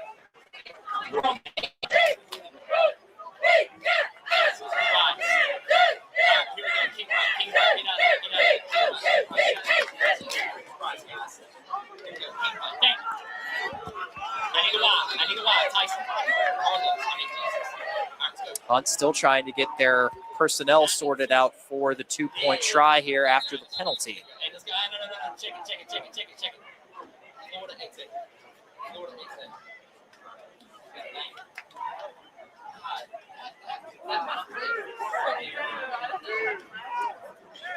Let's see what they're going for. They're going to go for the 2-pointer. Harris in the shotgun. Scott Dublin to his right, 1 receiver left, 3 right, takes the snap. Pressure comes and envelops him, and he's going to go down. Unsuccessful 2-point try for the Warriors, but the touchdown run from Nez Harris makes it 16-6 here in Wilson. Your home, your business, your peace of mind. Protect them with Vector Security, your ideal home and business partner. From smart security and video solutions to professional monitoring, Vector delivers intelligent protection tailored to you. And when you call it a night, Night Mode combines AI-powered video intelligence with expert monitoring, helping identify real threats while filtering out unnecessary alerts. Serving North Carolina and beyond. Discover smarter security at vectorsecurity.com. 16-6 the score.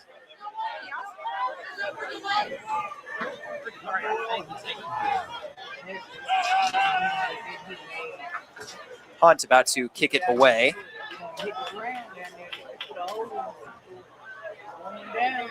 Dealing with some moisture here in Wilson after the conclusion of the rainstorms earlier. The field goal from right there. Kick is away from the Warriors.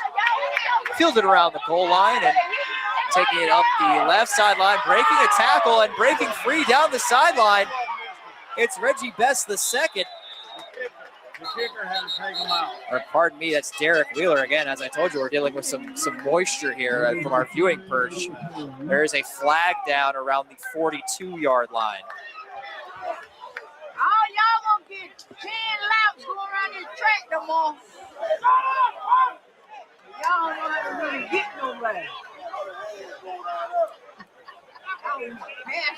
And no flag. The penalty is going to go against Tarboro. There we Walk go. it so, brother. 10 up 15.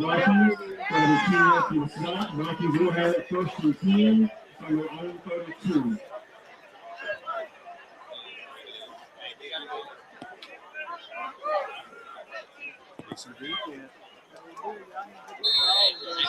Vikings seeing the drive started on their own 32-yard line after the penalty. This moisture kind of makes me want to go see my eye doctor. I'm having trouble focusing out there.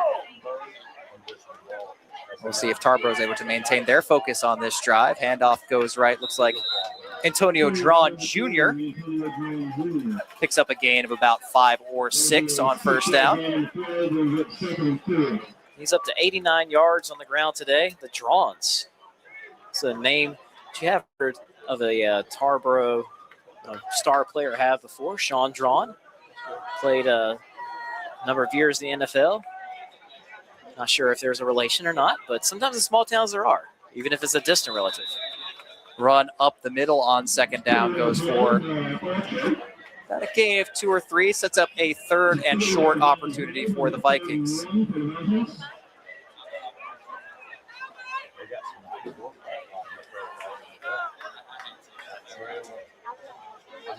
mean, if the horse gets tired, Josh can cut the horse for a while. 3rd and short attempt, quick handoff up the middle. Dive attempt will cross the marker for a first down. And we're working to clean our viewing perch here again. Dealing with a lot of moisture from the previous rainstorms here in Wilson.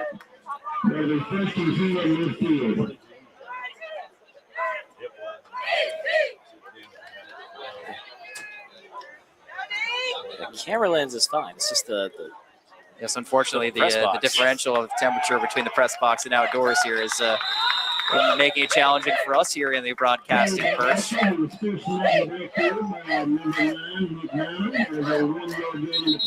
1 yard gain on first down for the Vikings. We've got a Viking down at the line of scrimmage, and the trainers will come out and take a look at him. We'll step aside.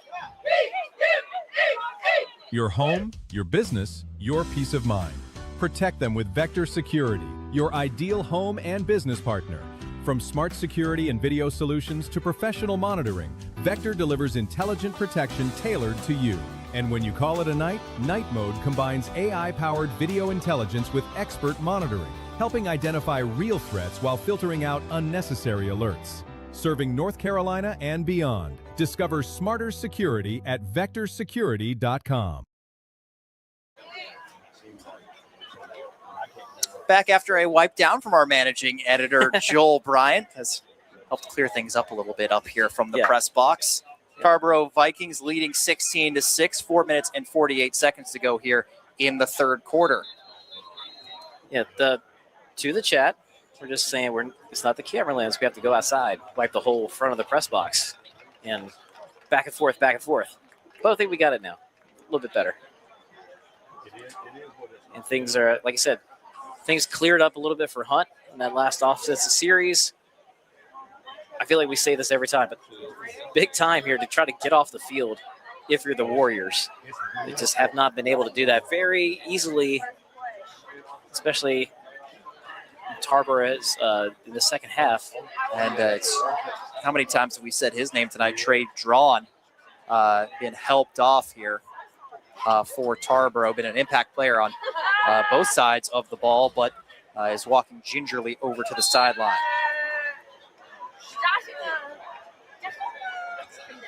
Clock running now, under 5 minutes to go, 3rd quarter.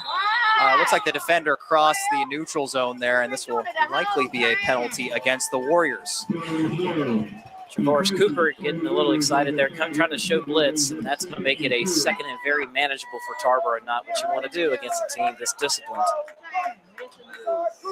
2nd and short opens up the playbook for everybody, but I think in Tarboro they have a number of different ways they can play this.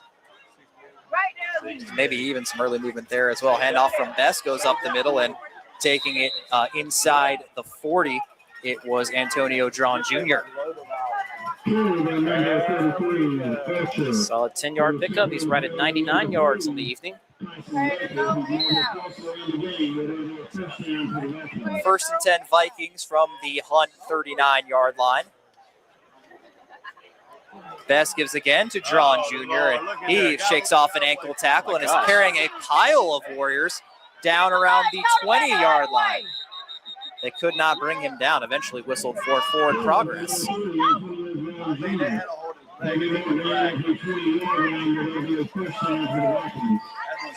He's built like a tank. You can tell that an extra year in the weight room, knowing he's going to be the feature back, he responded to that challenge. And this is a good Hunt defense that he was taking 4 or 5 Warriors forward with him. Best quick handoff up the middle and picking up about 5. Looks like it was Carmelo Bullock. So you couldn't get the legs, you hit. Sometimes with Tarboro, in the general direction of the handoff, you can kind of, before you see the person actually come out of the pile, kind of narrow down who it could be. Best gives to Drawn Jr. running right. Drawn Jr. heading towards the goal line. And in for the touchdown, his second of the game. And the Vikings extend their lead 22-6.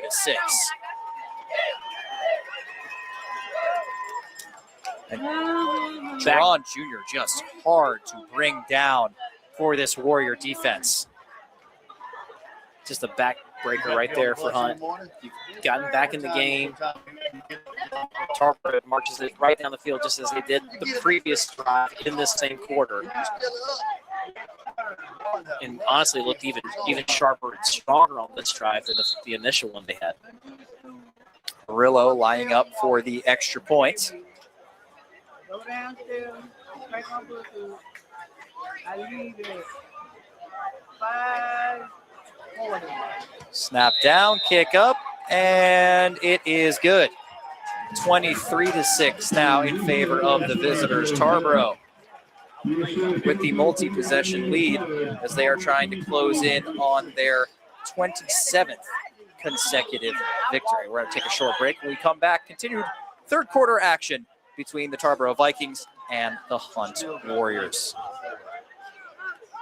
Your home, your business, your peace of mind. Protect them with Vector Security, your ideal home and business partner. From smart security and video solutions to professional monitoring, Vector delivers intelligent protection tailored to you. And when you call it a night, Night Mode combines AI-powered video intelligence with expert monitoring, helping identify real threats while filtering out unnecessary alerts. Serving North Carolina and beyond. Discover smarter security at vectorsecurity.com. 23-6 Tarboro over Hunt here in Wilson. 3 minutes and 33 seconds to go here in the third quarter after the second touchdown of the game for Antonio Drawn Jr. Here comes the kick from Victor Arilla. Bit of a squib up the middle. Fielded around the 20-yard line and making a man miss in the middle. It was Jaquil Creech, and he takes it to his own 48-yard line. So back-to-back big returns for Hunt. It was Mez Harris who had the big return last possession, and then first play, actually I'm mistaken. It was the fumble that led to the 41-yard quarterback keeper for Mez Harris, the lone touchdown for Hunt, but he did have a big kick return earlier, taking it back to the 49 of Tarboro. This one goes back to Hunt's own 48-yard line by Creech.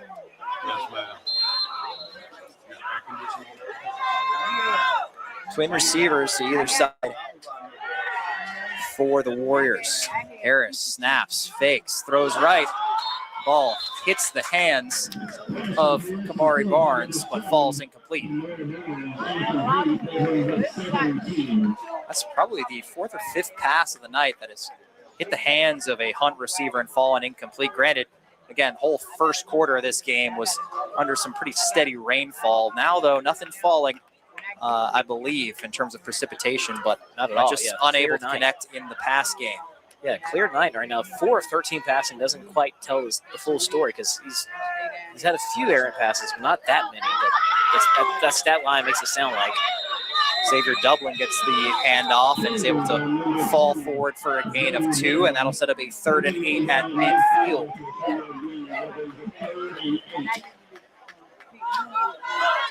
Now, a player that's not out there, he had to walk off the field in the last offensive possession, is Tarboro's Trey Drawn. He's been the right defensive end, brought a lot of heat going at the left tackle. He walked off pretty gingerly on that last offensive possession for Tarboro, so we'll keep our eyes out for him. Harris drops back, throws right on 3rd down, completes.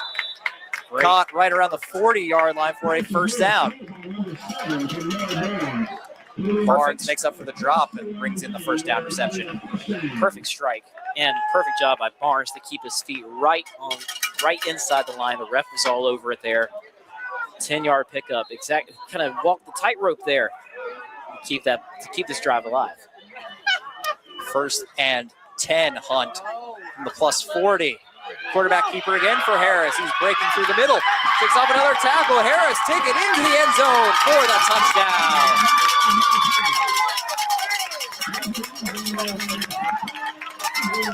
That's Harris, his second touchdown of the night. That one 40 yards. Earlier had the one for 41 yards. What explosiveness, right? He followed his block, then the block changed, and then he just put a foot down, changed directions, and accelerated. Again, it's impossible to bottle this guy up for 4 quarters. And now, Hunt, last 2 drives have not taken that many plays to get in the end zone. They're wearing Tarboro down as much as we've talked about Tarboro's long drives wearing down Hunt. 2-point attempt in the air and good. That was brought in by number 8, Randy James. Pardon me, that is number 9, Nick Bynum.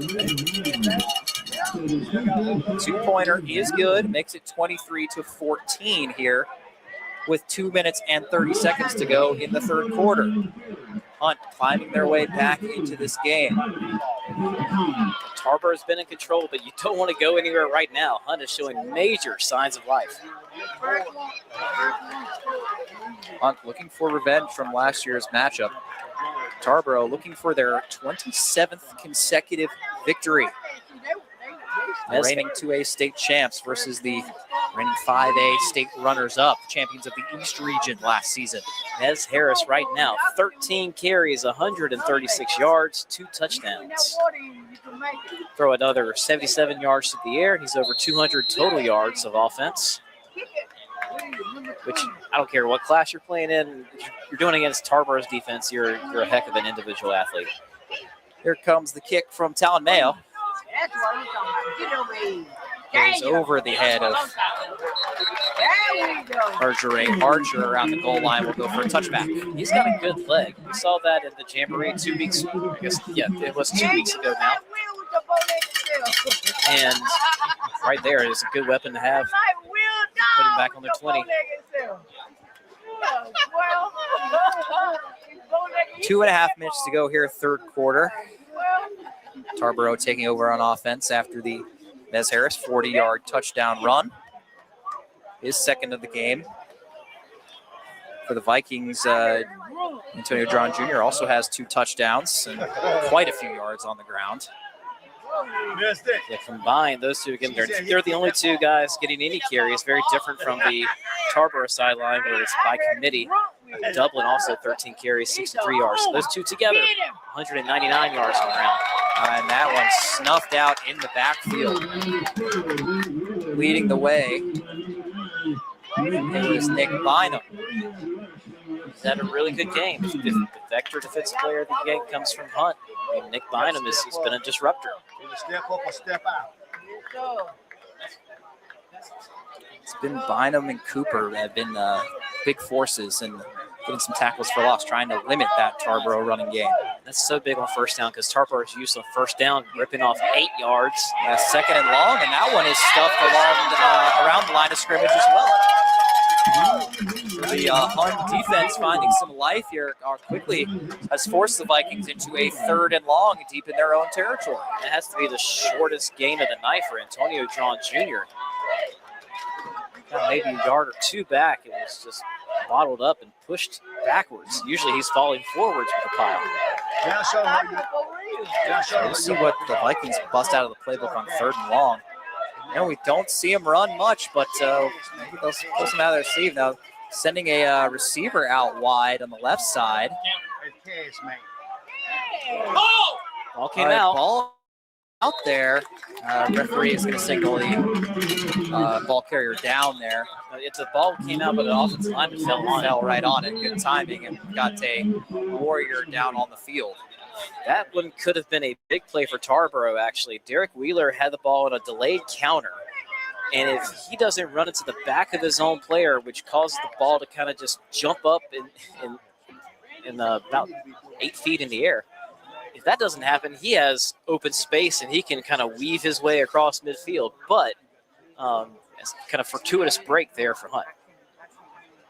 23-14 Tarboro here with 1 minute and 2 seconds to go in the third quarter as trainers go to check on the Warrior down on the field. We'll step aside for a short break. When we come back, more third quarter action between the Vikings and the Warriors. Are you craving chicken? Download the Alpaca Peruvian Chicken app to gain access to exclusive offers and earn rewards by eating the food that you love. New members who sign up will receive a free entree. Again, that's the Alpaca Peruvian Chicken app. Taste their legendary flavor and homemade pride at 18 locations across the Triangle, Fayetteville, Mebane, Wilmington, Sanford, and now Wilson. You can visit them online at alpacachicken.com and catch the Alpaca Chicken Game of the Week on highschoolot.com. Get the Triangle Sports Leader anytime, anywhere with the new app from 99.9 The Fan. If it's live on The Fan, you can listen on the app. Plus, all your favorite podcasts at your fingertips. Download the 99.9 The Fan app today. Raising kids is a roller coaster. Sometimes you laugh, sometimes you cry. But most times you wonder how your kid turned out so well. That's how. You did the hard work, made the right decisions. Like talking about alcohol before it could be a problem. Go to talkitoutnc.org. Get resources on how to talk about underage drinking. So Mom, Dad, keep up the good work. It's worth it. Talk early. Talk often. Talk it out, NC. All right, and running off after the being down for a moment, there was Randy James, but ran off after his own power after down on the field there for a moment. So good to see him able to jog off. He need the assistance of the trainers. And we get back into a 4th and 12 situation for Tarboro. Punt team out there. Snap back to Arillo, sends the lefty punt. Just past the 50 where Harris muffs the punt. Is he able to fall on it or did it go out of bounds? Either way, he had the sideline there to help him not turn it over. Very nervous few seconds there for Hunt. You don't want to waste that opportunity. Yes. You just forced Tarboro to punt from inside their own 20. Defense forced a 3 and out. I believe that may have been the first in the game. I think you're right. For the Hunt defense. So they get away with the muff there and take over on their own 45-yard line.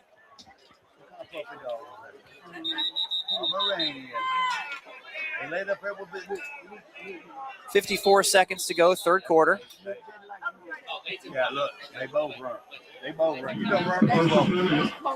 Official timeout on the field before this possession can get underway.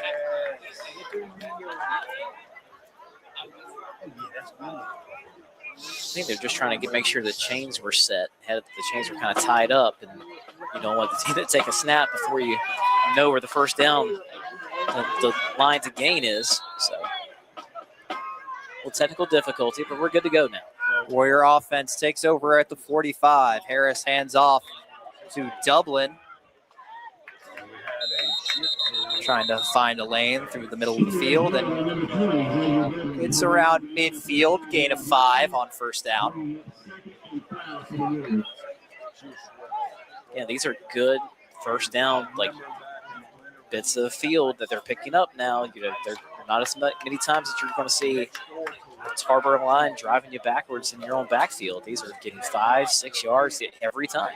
Twin receivers to either side. Motion, but handoff goes back up the middle to Dublin, and he's able to pick up the first down.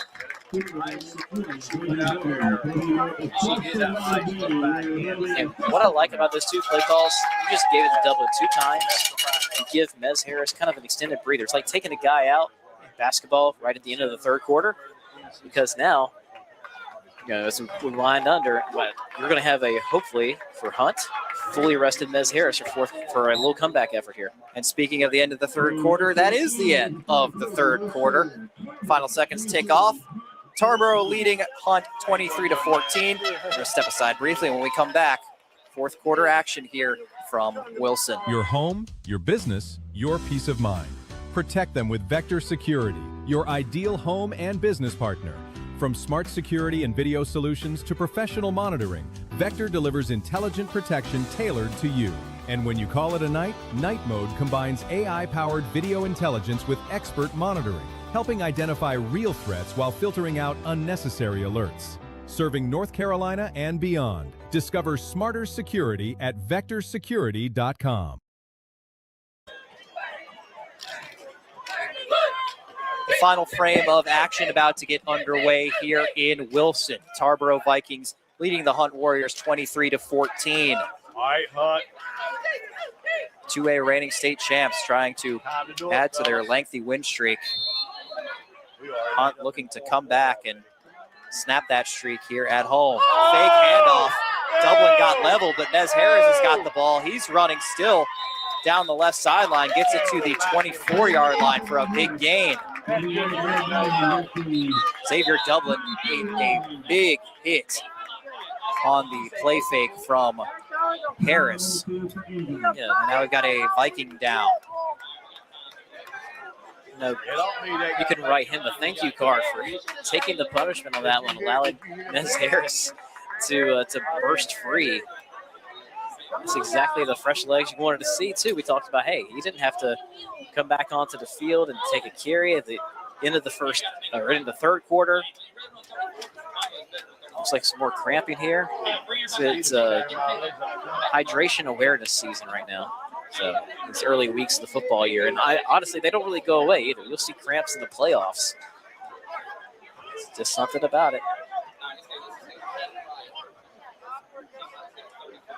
First play of the fourth quarter there. Gets Hunt to the 25-yard line. Just inside, maybe.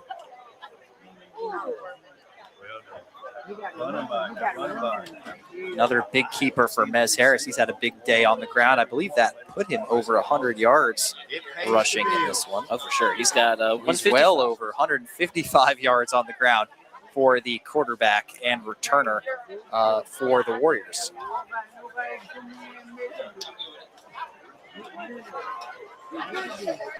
Vikings still down on the field and now finally being helped up. It's number 4, Derek Wheeler. He'll saunter back over to the Vikings sideline. 11:52 to go. Regulation time. Our Warriors here at home trailing by 9. 5A state runners up last year. Going up against the 2A reigning state champions. Harris takes a high snap in the gun, keeps it up the middle. Gets it to the 21. Tarboro's offense tonight, 48 carries, almost 300 yards. They're sitting at right at 296. 6.2 a carry. Hunt, because of the explosiveness of these last few drives they've had, back-to-back touchdown drives, they're at 30 carries for 233 yards, a 7.8 a carry. Second and medium. Harris takes the snap. Play fake going deep down the left sideline. Caught for a touchdown. It's Jaden Newsom.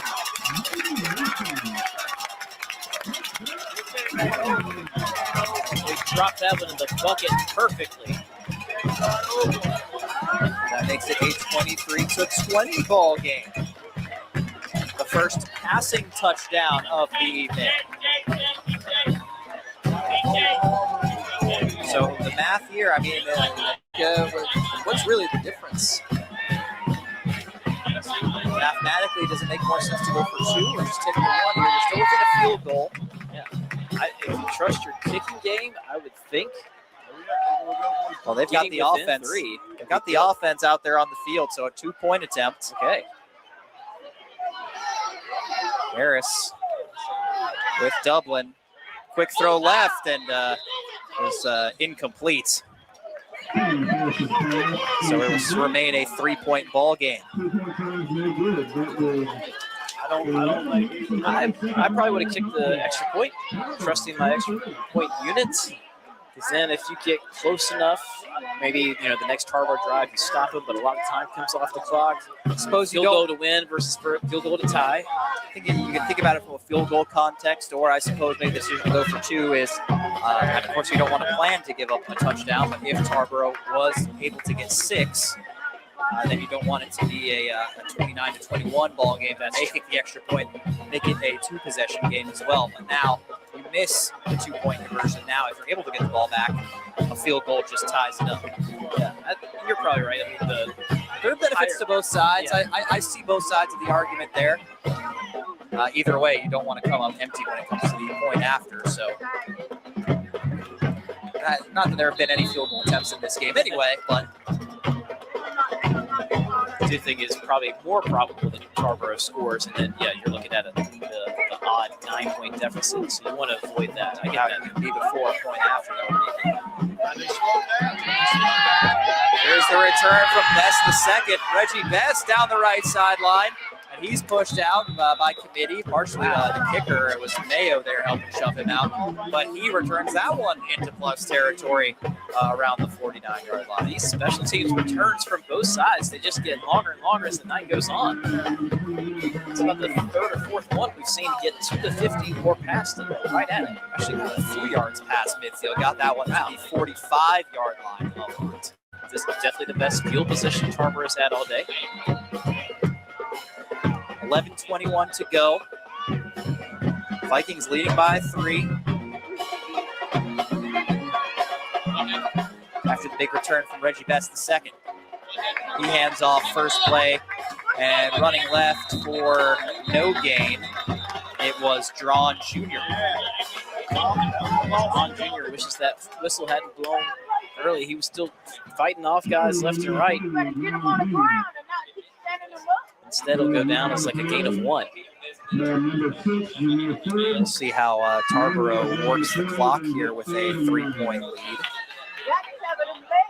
Don't seem to be in as much of a hurry to get to the line and get things going here as time ticks off here in the 4th quarter. 2nd down and 9 or so, and the ball's out. Best picks it back up, though, and he's going to be swarmed in the backfield for a loss. Gosh, balls have hard to hold on to tonight. There have been a few fumbles. Most of them have been recovered by the fumbling team. I think all of the fumbles have actually been from Tarboro, and with the exception of one, they've gotten to field them all back. Last week in that game against Rocky Mount, they had 3 fumbles in that game as well. So, and it's typically not a running back losing it downfield. It's something on the exchanges. And that's exactly what we saw here. Something on one of the exchanges, and all kind of ricochets instead of being pulled back in at the right moment. Now they have a 2nd and about 15. 10 minutes to go, 4th quarter. Fake handoff from Best. He holds on to it, trying to get the corner on the right side, and he breaks free.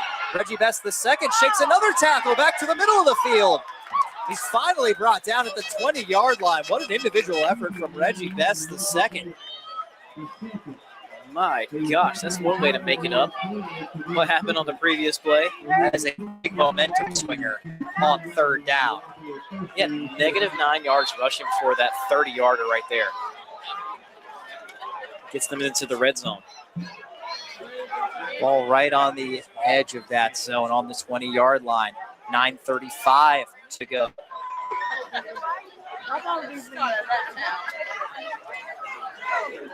Richardson back under center. He hands left and breaking free. It's Antonio Drawn Jr., his 3rd touchdown of the night.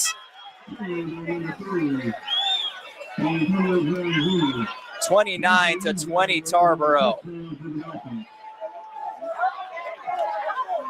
Can't tell you how much of a momentum advancing the play that Best run was the play before. That could have probably consider that maybe the turning point in the game, depending on how this all shakes out. Yeah. It was 3rd and long after a fumble into a tackle for loss.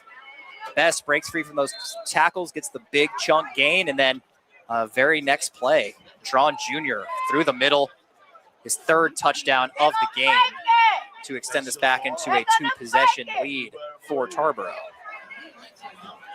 Knock it down. Go play. Murillo on for the extra point.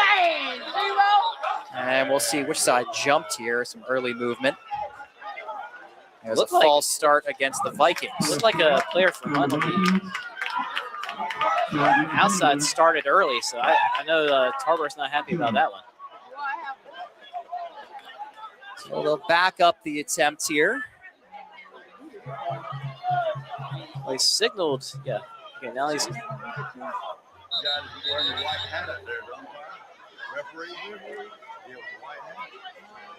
Second week in a row, we've seen a number of offside penalties on extra points. Probably the easiest time to watch the ball and not move. But that one, I really thought was offside. I really saw him coming free, and then the Tarboro player flinched kind of backwards.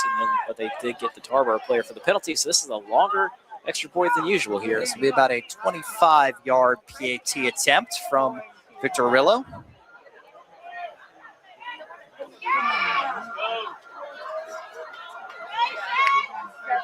Snap good. Kick is up, and it is good. So Tarboro now regains their two-possession lead, up 30-20 here with 9 minutes and 23 seconds to go here in the fourth quarter. What is the stat line here on Antonio Drawn Jr. after that latest 20-yard gain? He's got to be up there around 150 yards rushing. They're right at it, Max. He's at 18 carries, 155 yards, and 3 touchdowns. So a second consecutive week with a big game from Antonio Drawn Jr. Again in that week 1 win against Rocky Mount. Carried the ball 26 times for 208 yards and 2 touchdowns. Now he adds 18 carries, 155 yards, and 3 scores here tonight. Multiple generations of Drawns. Running the ball well for Tarboro. Not the most notable alum, Sean Drawn, though. There's one more guy who played a little bit of time in this league called the National Football League. It goes by the name of Todd Gurley. That's the first name that people think, and he's still connected. He's coached by Jeff Craddock. He was hired at Tarboro in 2004. He's won 9 state titles and finished runner-up another 5 times. A little kind of squib kick, low, fielded around the 40-yard line. And again, another drive will start with around midfield field position. I want to guess that wasn't the plan for that one because although Hunt has had some dangerous returns, maybe it was the plan. Maybe it was the plan to say, hey, let's keep it out of the hands of Nez Harris whenever possible. The return went to about the same spot the last few have, which is right at midfield. So even by squibbing it there, the result is about the same, but at least you don't have a kick it to a guy who can go all the way with it. 30-20 Tarboro. 9:18 to go, fourth quarter. Harris takes the snap, fakes the handoff. Running right is going to be stacked up. That's Drawn Jr. making the tackle there as well. 4-yard gain from Nez Harris. Good old Eastern North Carolina football, East on 95. You got to have guys that go both ways, like Nez Harris, like a number of these guys on Tarboro. And early in the year, you might be kind of careful, almost like a pitch counter, right? Throw left, complete to Creech, and he breaks free down the right side. Gets it around the 25-yard line of the Warriors with 8:38 to go here in the fourth quarter. Kind of finish up what I was saying there. You may make sure you don't overuse them early in the year, but here when it's go time, fourth quarter, you're going to lean on Nez Harris. And that time, I think now people are keying in on him as opening up the passing game. There's a Warrior down outside the boundary. It was Shaquille Creech, but he's quickly helped up. Creech with 3 receptions, 62 yards, a couple of nice returns. And he's so shifty after he catches it. I think he's been a really big weapon for the Warriors, not because he's getting open downfield. That was the Jaden Newsom touchdown. But he is, his intermediate routes, able to make a guy miss, kind of read where the blocks are developing downfield. That time he went at a Tarboro defender knowing that he was turned the wrong way and probably picked up an extra 5 yards because of it. 10-point game. 8 minutes and 38 seconds remaining here in the fourth quarter. Hunt trying to cut back into that deficit. Scoring really opened up here in the second half. It was a 8-0 game at halftime as floodgates have opened up here. Yeah. Floodgates have opened up as the skies kind of closed up.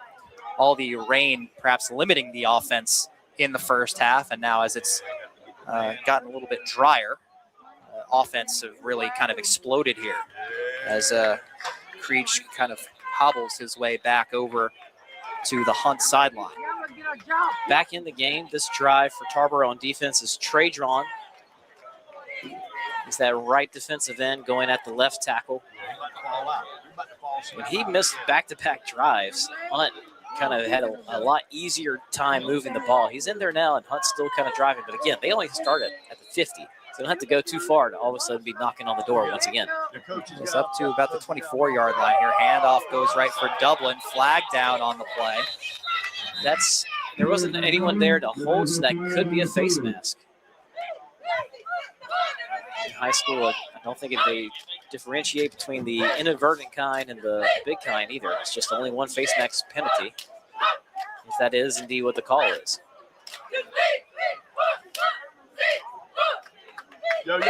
We will check the signal here.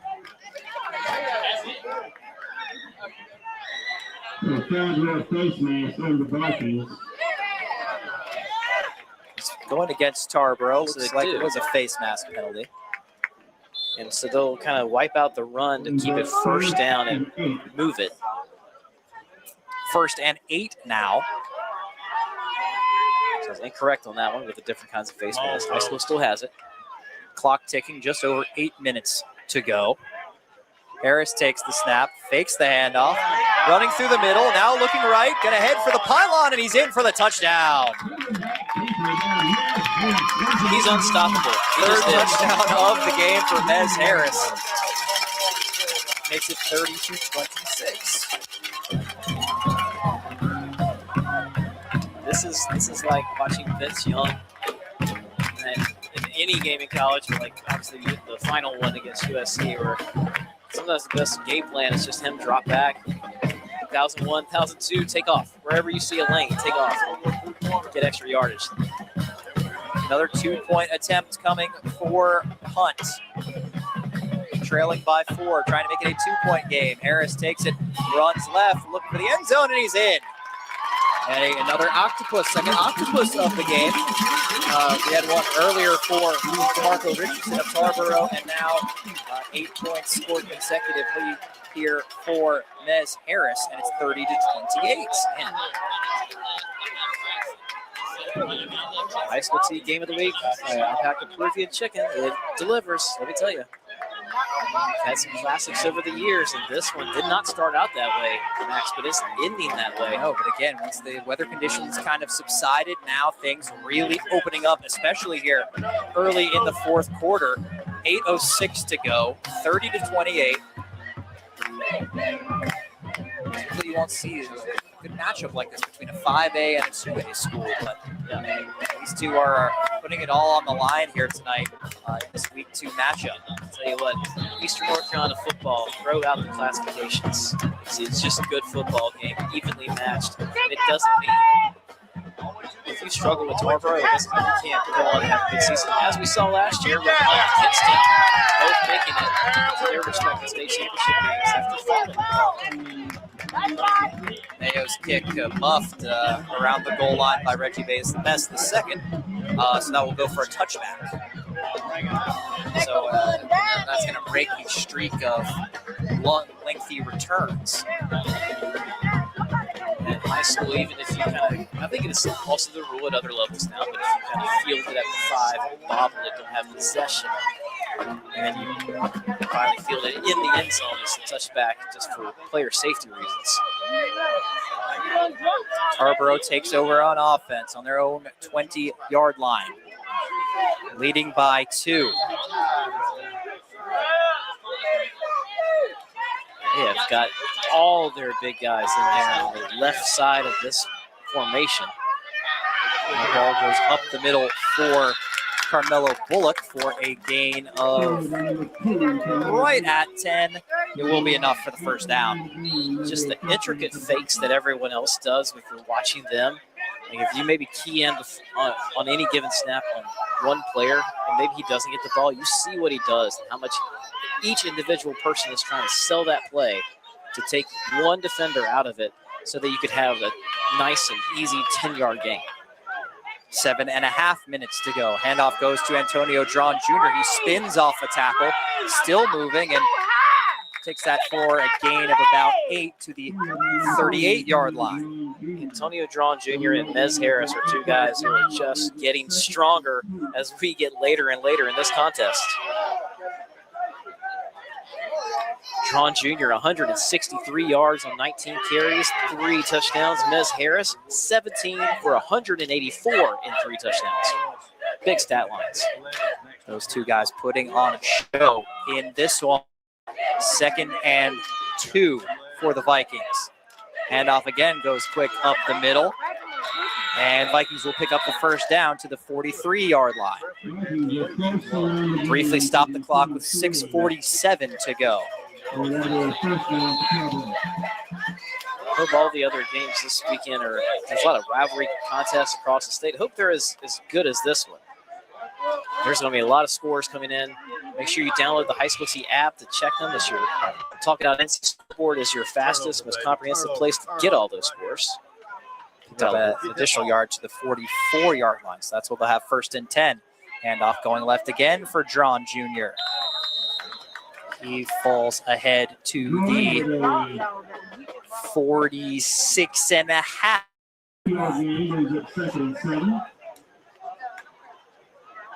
Drawn Jr. getting a heavy diet of touches here. Clock ticking still, now down to 6 minutes to go. That was his 20th carry. He's at 166. And the clock is their friend for sure. So earlier, they can continue their MO. They can probably take a good chunk of this remaining time off. But Hunt has been swarming on defense at times in the second half. Ball came out there in the middle of the pile. Hunt thinks they have it. Oh my gosh. Oh, a costly mistake for the Vikings. Hunt takes over in plus territory, trailing by 2. And I believe a couple of Warriors just got injured in the celebration. No way. Got 2 down. That one grabbing the back of the knee as well. We'll see if he's all right. No big deal. That's just their best offensive and defensive players on the night. Yeah, it was Mez Harris and was that Bynum, James or Bynum colliding Bynum there? Who had the fumble recovery at the bottom. Bynum's grabbing his calf for a cramp.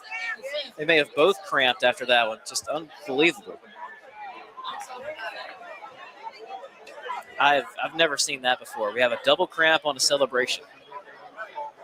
Things are getting wild here in the 4th quarter here. Just as we were mentioning, all Tarboro needed to do was run off the clock and continue to do what they do, but another ball slips out. They've put the ball on the ground a few times tonight. Most of them they were able to fall on it and recover it, but now that's their 2nd lost fumble of the evening. So with 5:36 to go, Warriors take over on the plus 48-yard line. And watching that one, it was one of those where, the running back is following his blocks. Number 75, who I don't have on the roster for Hunt, strips it out. It's picked up by Bynum. And then Bynum and Mez Harris celebrate and almost take each other out of the game. I hope that'd be a terrible way to end this one. You have 5:36 left. You want to stay on the field. Looked like just some cramping. All right, first down snap. Mez Harris handoff to Dublin. He's going to pick up about a yard. Man, how quickly things change. We're sitting here talking about Tarboro. Clock is on their side. That's the one thing you can't do in that situation is turn it over. And bad timing. Not that there's good timing for a turnover, but especially when all you got to do to put the game on ice is run that clock down. And now Hunt with an opportunity to come back. They had everything synced up. Earlier in the game, they're taking these quick snaps. Later in the game, they don't snap it until there's a few seconds left in the play clock. But it doesn't matter if you fumble it. Harris under duress, throws deep down in the middle. It's caught. Touchdown, Hunt. His Jaden Newsom, his second touchdown of the night. And Hunt has come back to take the lead with 4:54 to go. Nez Harris is unbelievable. Are you kidding me? Just uncorked it deep down the middle. And Newsom was behind the defense for his second score of the night. Nez Harris putting up some video game numbers in this one.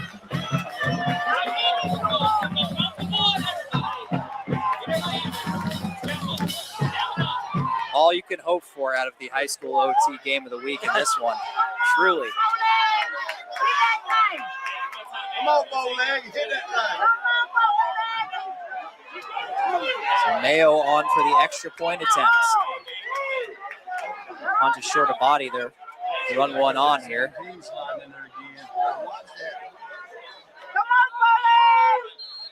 Come on, Bowleg. Snap down, kick is up, and it is good. So a 5-point lead now, their first of the night for the Warriors. After the long connection from Harris to Newsom. We've got a whole new ball game here. I just unbelievable turn of events. And that's twice tonight where Hunt has wasted no time getting a turnover and going straight to the end zone. And Jaden Newsom, the way he's blossomed here late as a deep ball threat, getting behind this Tarboro secondary that really wasn't tested in the first half. He's talked about the conditions as one of the reasons why. My goodness gracious. Starting to see a little bit of that mojo, right? Absolutely. Especially here in the fourth quarter for the Warriors. So now they'll kick away. Again, 4:54 remaining here, fourth quarter. And we will see if the Tarboro T has what it takes to come from behind for a second consecutive week. Came back to get the 38-34 win last week against Rocky Mount. Now they see themselves trailing another 5A opponent here in the fourth quarter. The flag is down before the kick was even able to get off. So right now, Nez Harris, 8 of 17 passing, 2 touchdowns through the air. Jaden Newsom, 4 receptions, 92 yards.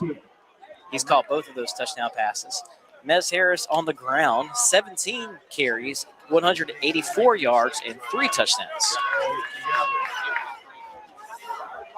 5 total touchdowns on the night for Nez Harris. He's had a big game, all of that in the second half as well. Taking things up a notch. And last week, Tarboro had to come from behind with their run game, and right now, 4:54 on the clock, they're going to have to come from behind in a game that they have not trailed in until right now. They're going to have to rely on the run game again. Ball squibbed through the middle, picked up by Archer. It's a dangerous up. Sure, Archer shifts through a couple of tackles, being brought down around the 35. 4:49 to go. Hunt with a valiant comeback effort here. Has taken the lead at home. Can they hold on for one more drive?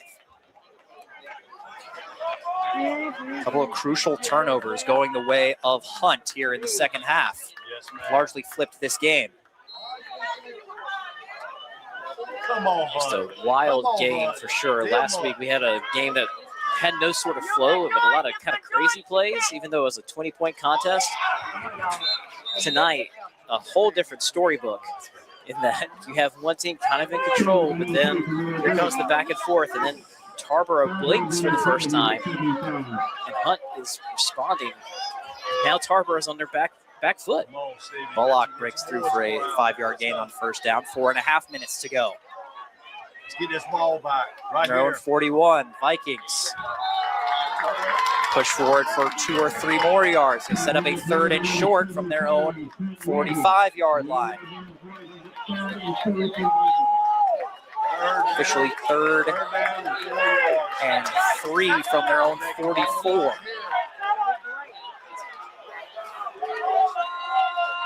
And off to Drawn Jr. He breaks through the line and takes it into plus territory. over to the 46 of Hunt.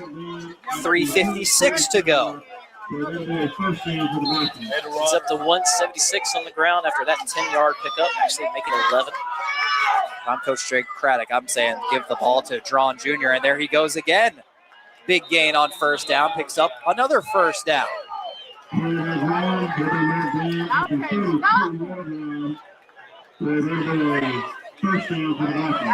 It's another 18 on the ground.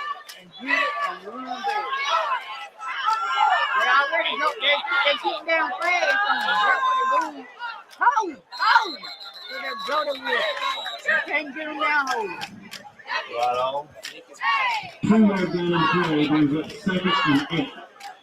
Come on, y'all gotta hold him.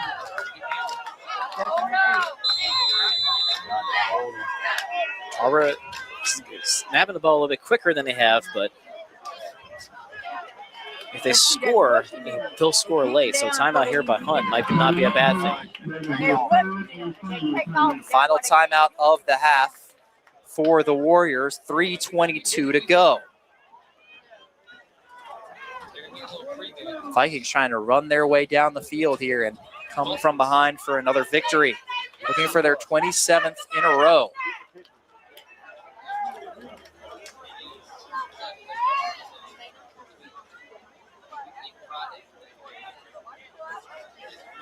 Hunt looking for revenge from last year's loss to the Vikings. Just one of 3 losses they had. They lost in the state title game, lost in the eventual 2A state champ, and then lost their conference champ, Arthur Nash, who made a big run in the 6A playoffs. It'll be 2nd and 8 for Tarboro from the Hunt 31-yard line. 3:22 to go.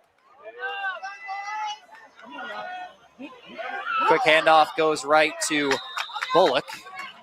He nearly picks up the marker. Not quite. Not quite. Just short, 3rd and 1.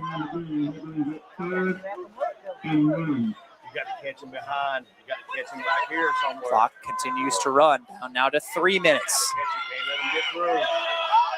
Richardson's snap. Handoff up the middle. Going to be enough for the first down. Did the ball come out? Looks like Vikings were able to recover. Another fumble.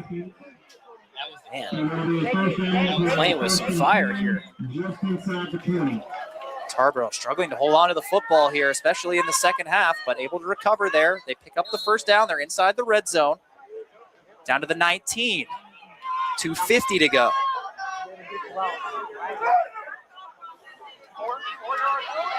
Got to figure Drum will be getting a few touches here in the red zone, and there he is right there on first down.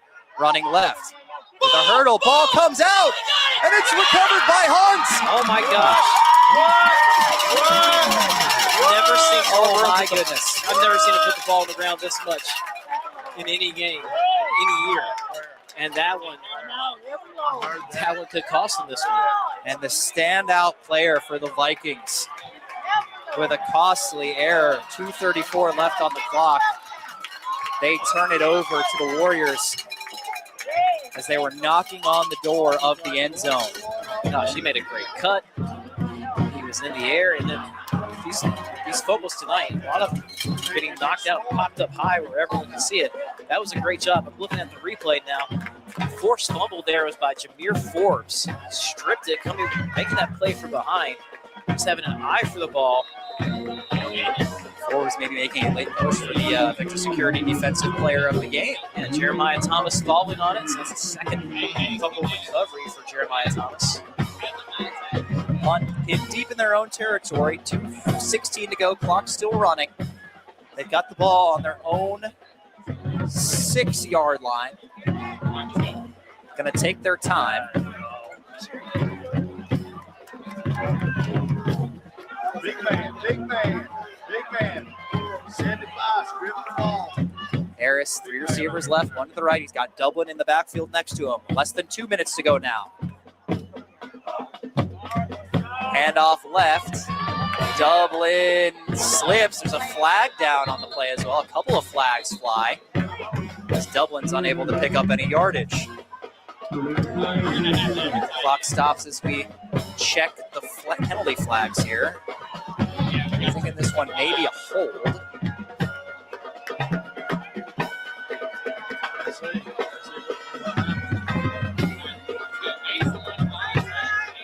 Waiting the signal from the officials here. 1:44 to play. This has been a wild back and forth fourth quarter, particularly. Credit to Hunt. They have not blinked. They've had to be really perfect, just matching touchdown for touchdown. They've stepped up to it. Looks like Coach Jeff is still out on the field discussing something with the officials here. Penalties on Hunt. It may be. I'm thinking perhaps it was assumed that they would accept the penalty. Maybe he wanted to decline, or maybe it was declined. Bit of a loss on It's the a play. long conversation going on here still. I got our best players. Okay. Hey, we could and just make sure we don't get the safety. You know what I'm saying? Not pull too much against the defense. Penalty was declined by Tarboro, so it's going to set up 3rd and long. Hey, let's go. So, yeah, when you lose yardage like that, I think it is smart to just say no thanks. 3rd and long situation. Tarboro calls timeout. They've got one left. So if they can get the stop, they will perhaps have a chance to get one more possession to try to come back and win this game. It's 3rd and long. Ball is on the, I believe, the 3-yard line, 3 or 4 yard line for the Warriors. First down, likely ice the game here. See if they're willing to put it in the air.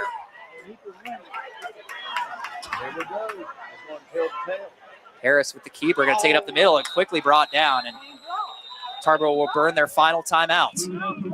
Sets up everything right here.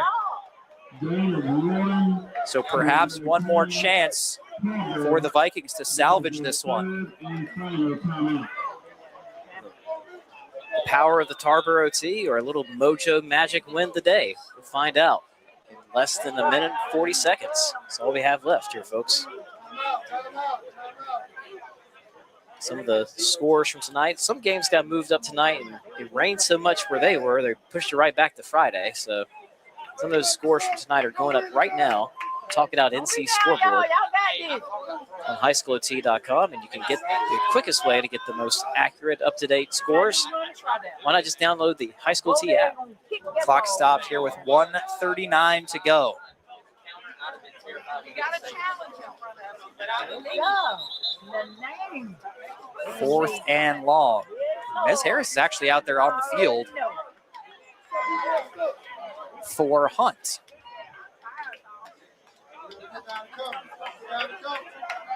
Offense is on the field. He has been known, I mean, he does everything else. He has been known to kick a few times, so this gives you a little bit of a stay honest here if you're Tarboro. He is lined up quite a few yards behind the line of scrimmage, so assumption is that he will kick this away. Got in the end zone.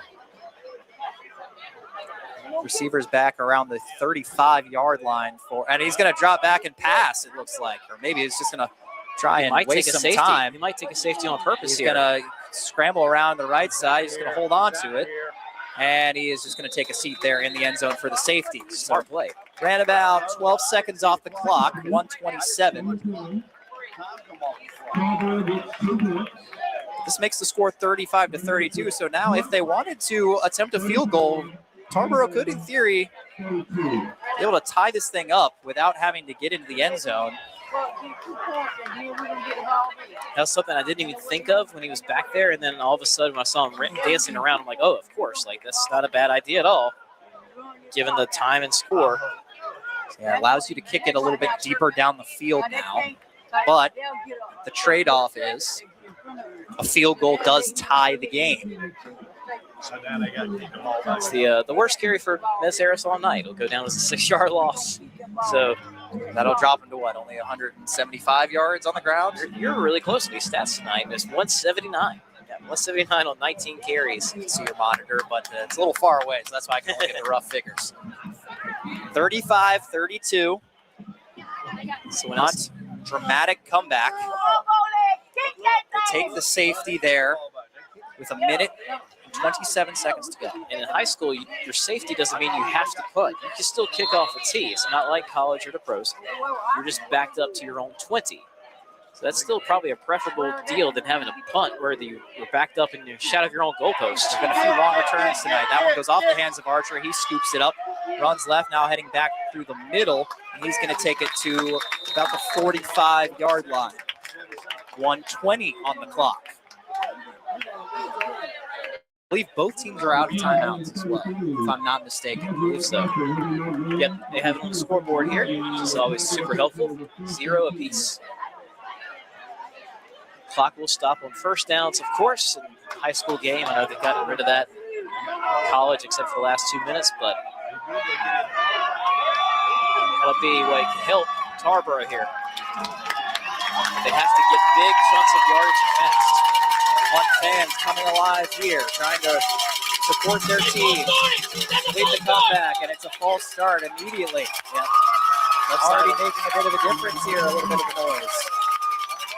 It's crazy to say for a team that made it to the state championship game last year, but this would be one of the biggest wins for Hunt in quite some time. So that'll walk them back to their own 41-yard line. Tarboro trying to salvage this game after losing a multi-possession lead here in the fourth quarter. Warriors again urging the crowd to get loud.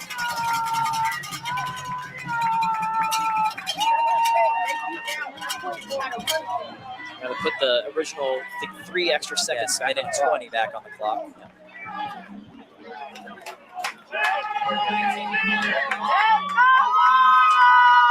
Back to 119.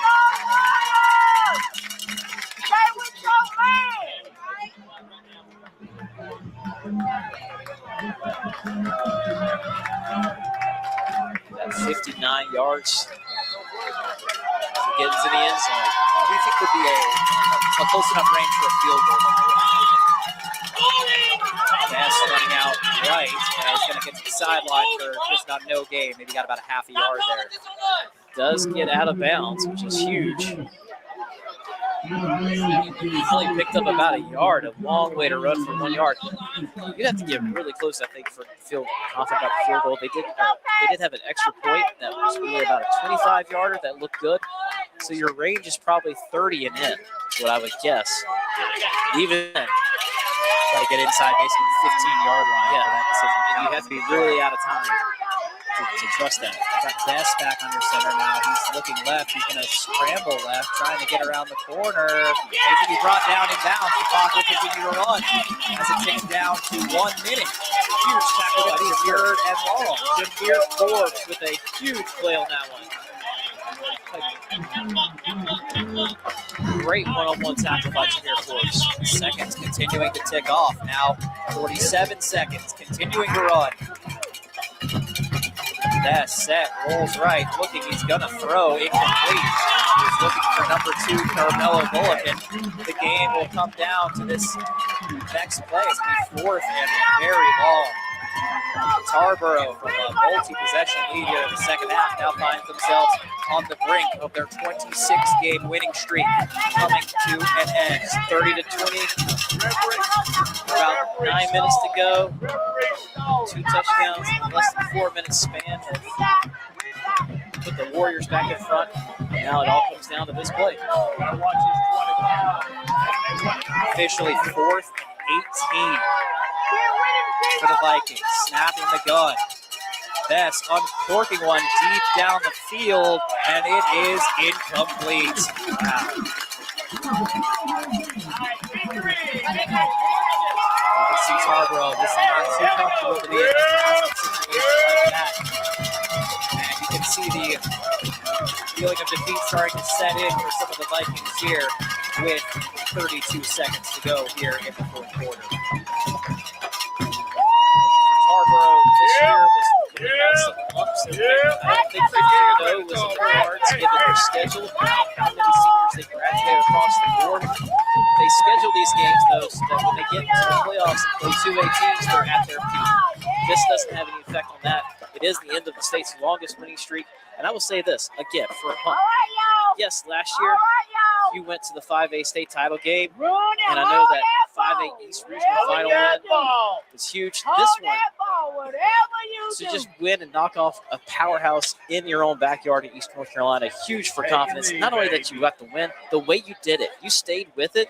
You never lost faith. You were 16-0 at the beginning of this game. Stayed with it, stayed patient. Mez Harris takes over. He is absolutely our overall player of the game. And you're going to move to 2-0. And there really is good the about kneel yourself. down. And that is going to do it here in Wilson. Some costly turnovers for the Tarboro Vikings. Open the door, and the Hunt Warriors come bursting through, coming back in the second half to win this one by a final score of 35-32. Unbelievable. Your final stat line for Mez Harris, 8 of 17 passes, 165 yards, 2 touchdowns, no interceptions. On the ground, 19 carries, 179 yards, 3 touchdowns.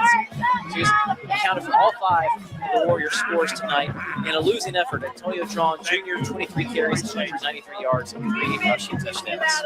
The mojo on full display here for Hunt as they're able to flip this game entirely, especially if they get in that fourth quarter.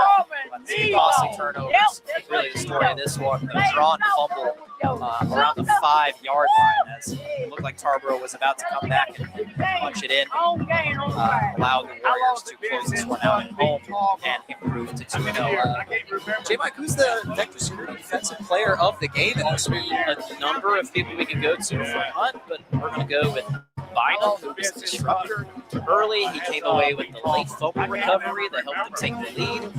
It seemed like there was a big play. Nick Bynum somewhere around, although there's a few other Hunt guys for sure who really bowed up in the second half. I want to give it to Bynum because I think he was, from the first quarter to fourth quarter, always right there. He's right there. He had one of his fumble recoveries. Hurt himself a little bit on one of the celebrations. Just only the best defensive player collided with the best offensive player in Mez Harris in that monster game. Luckily, those guys were all right, and the Warriors held on to get the win, coming back here in the second half and snapping a 26-game winning streak for Tarboro. Signing off here from Wilson, North Carolina. I appreciate everyone for tuning in here to High School OT's coverage of the High School OT Game of the Week. Max Gordon signing off alongside J. Mike Lake. Appreciate everyone for tuning in, and have a wonderful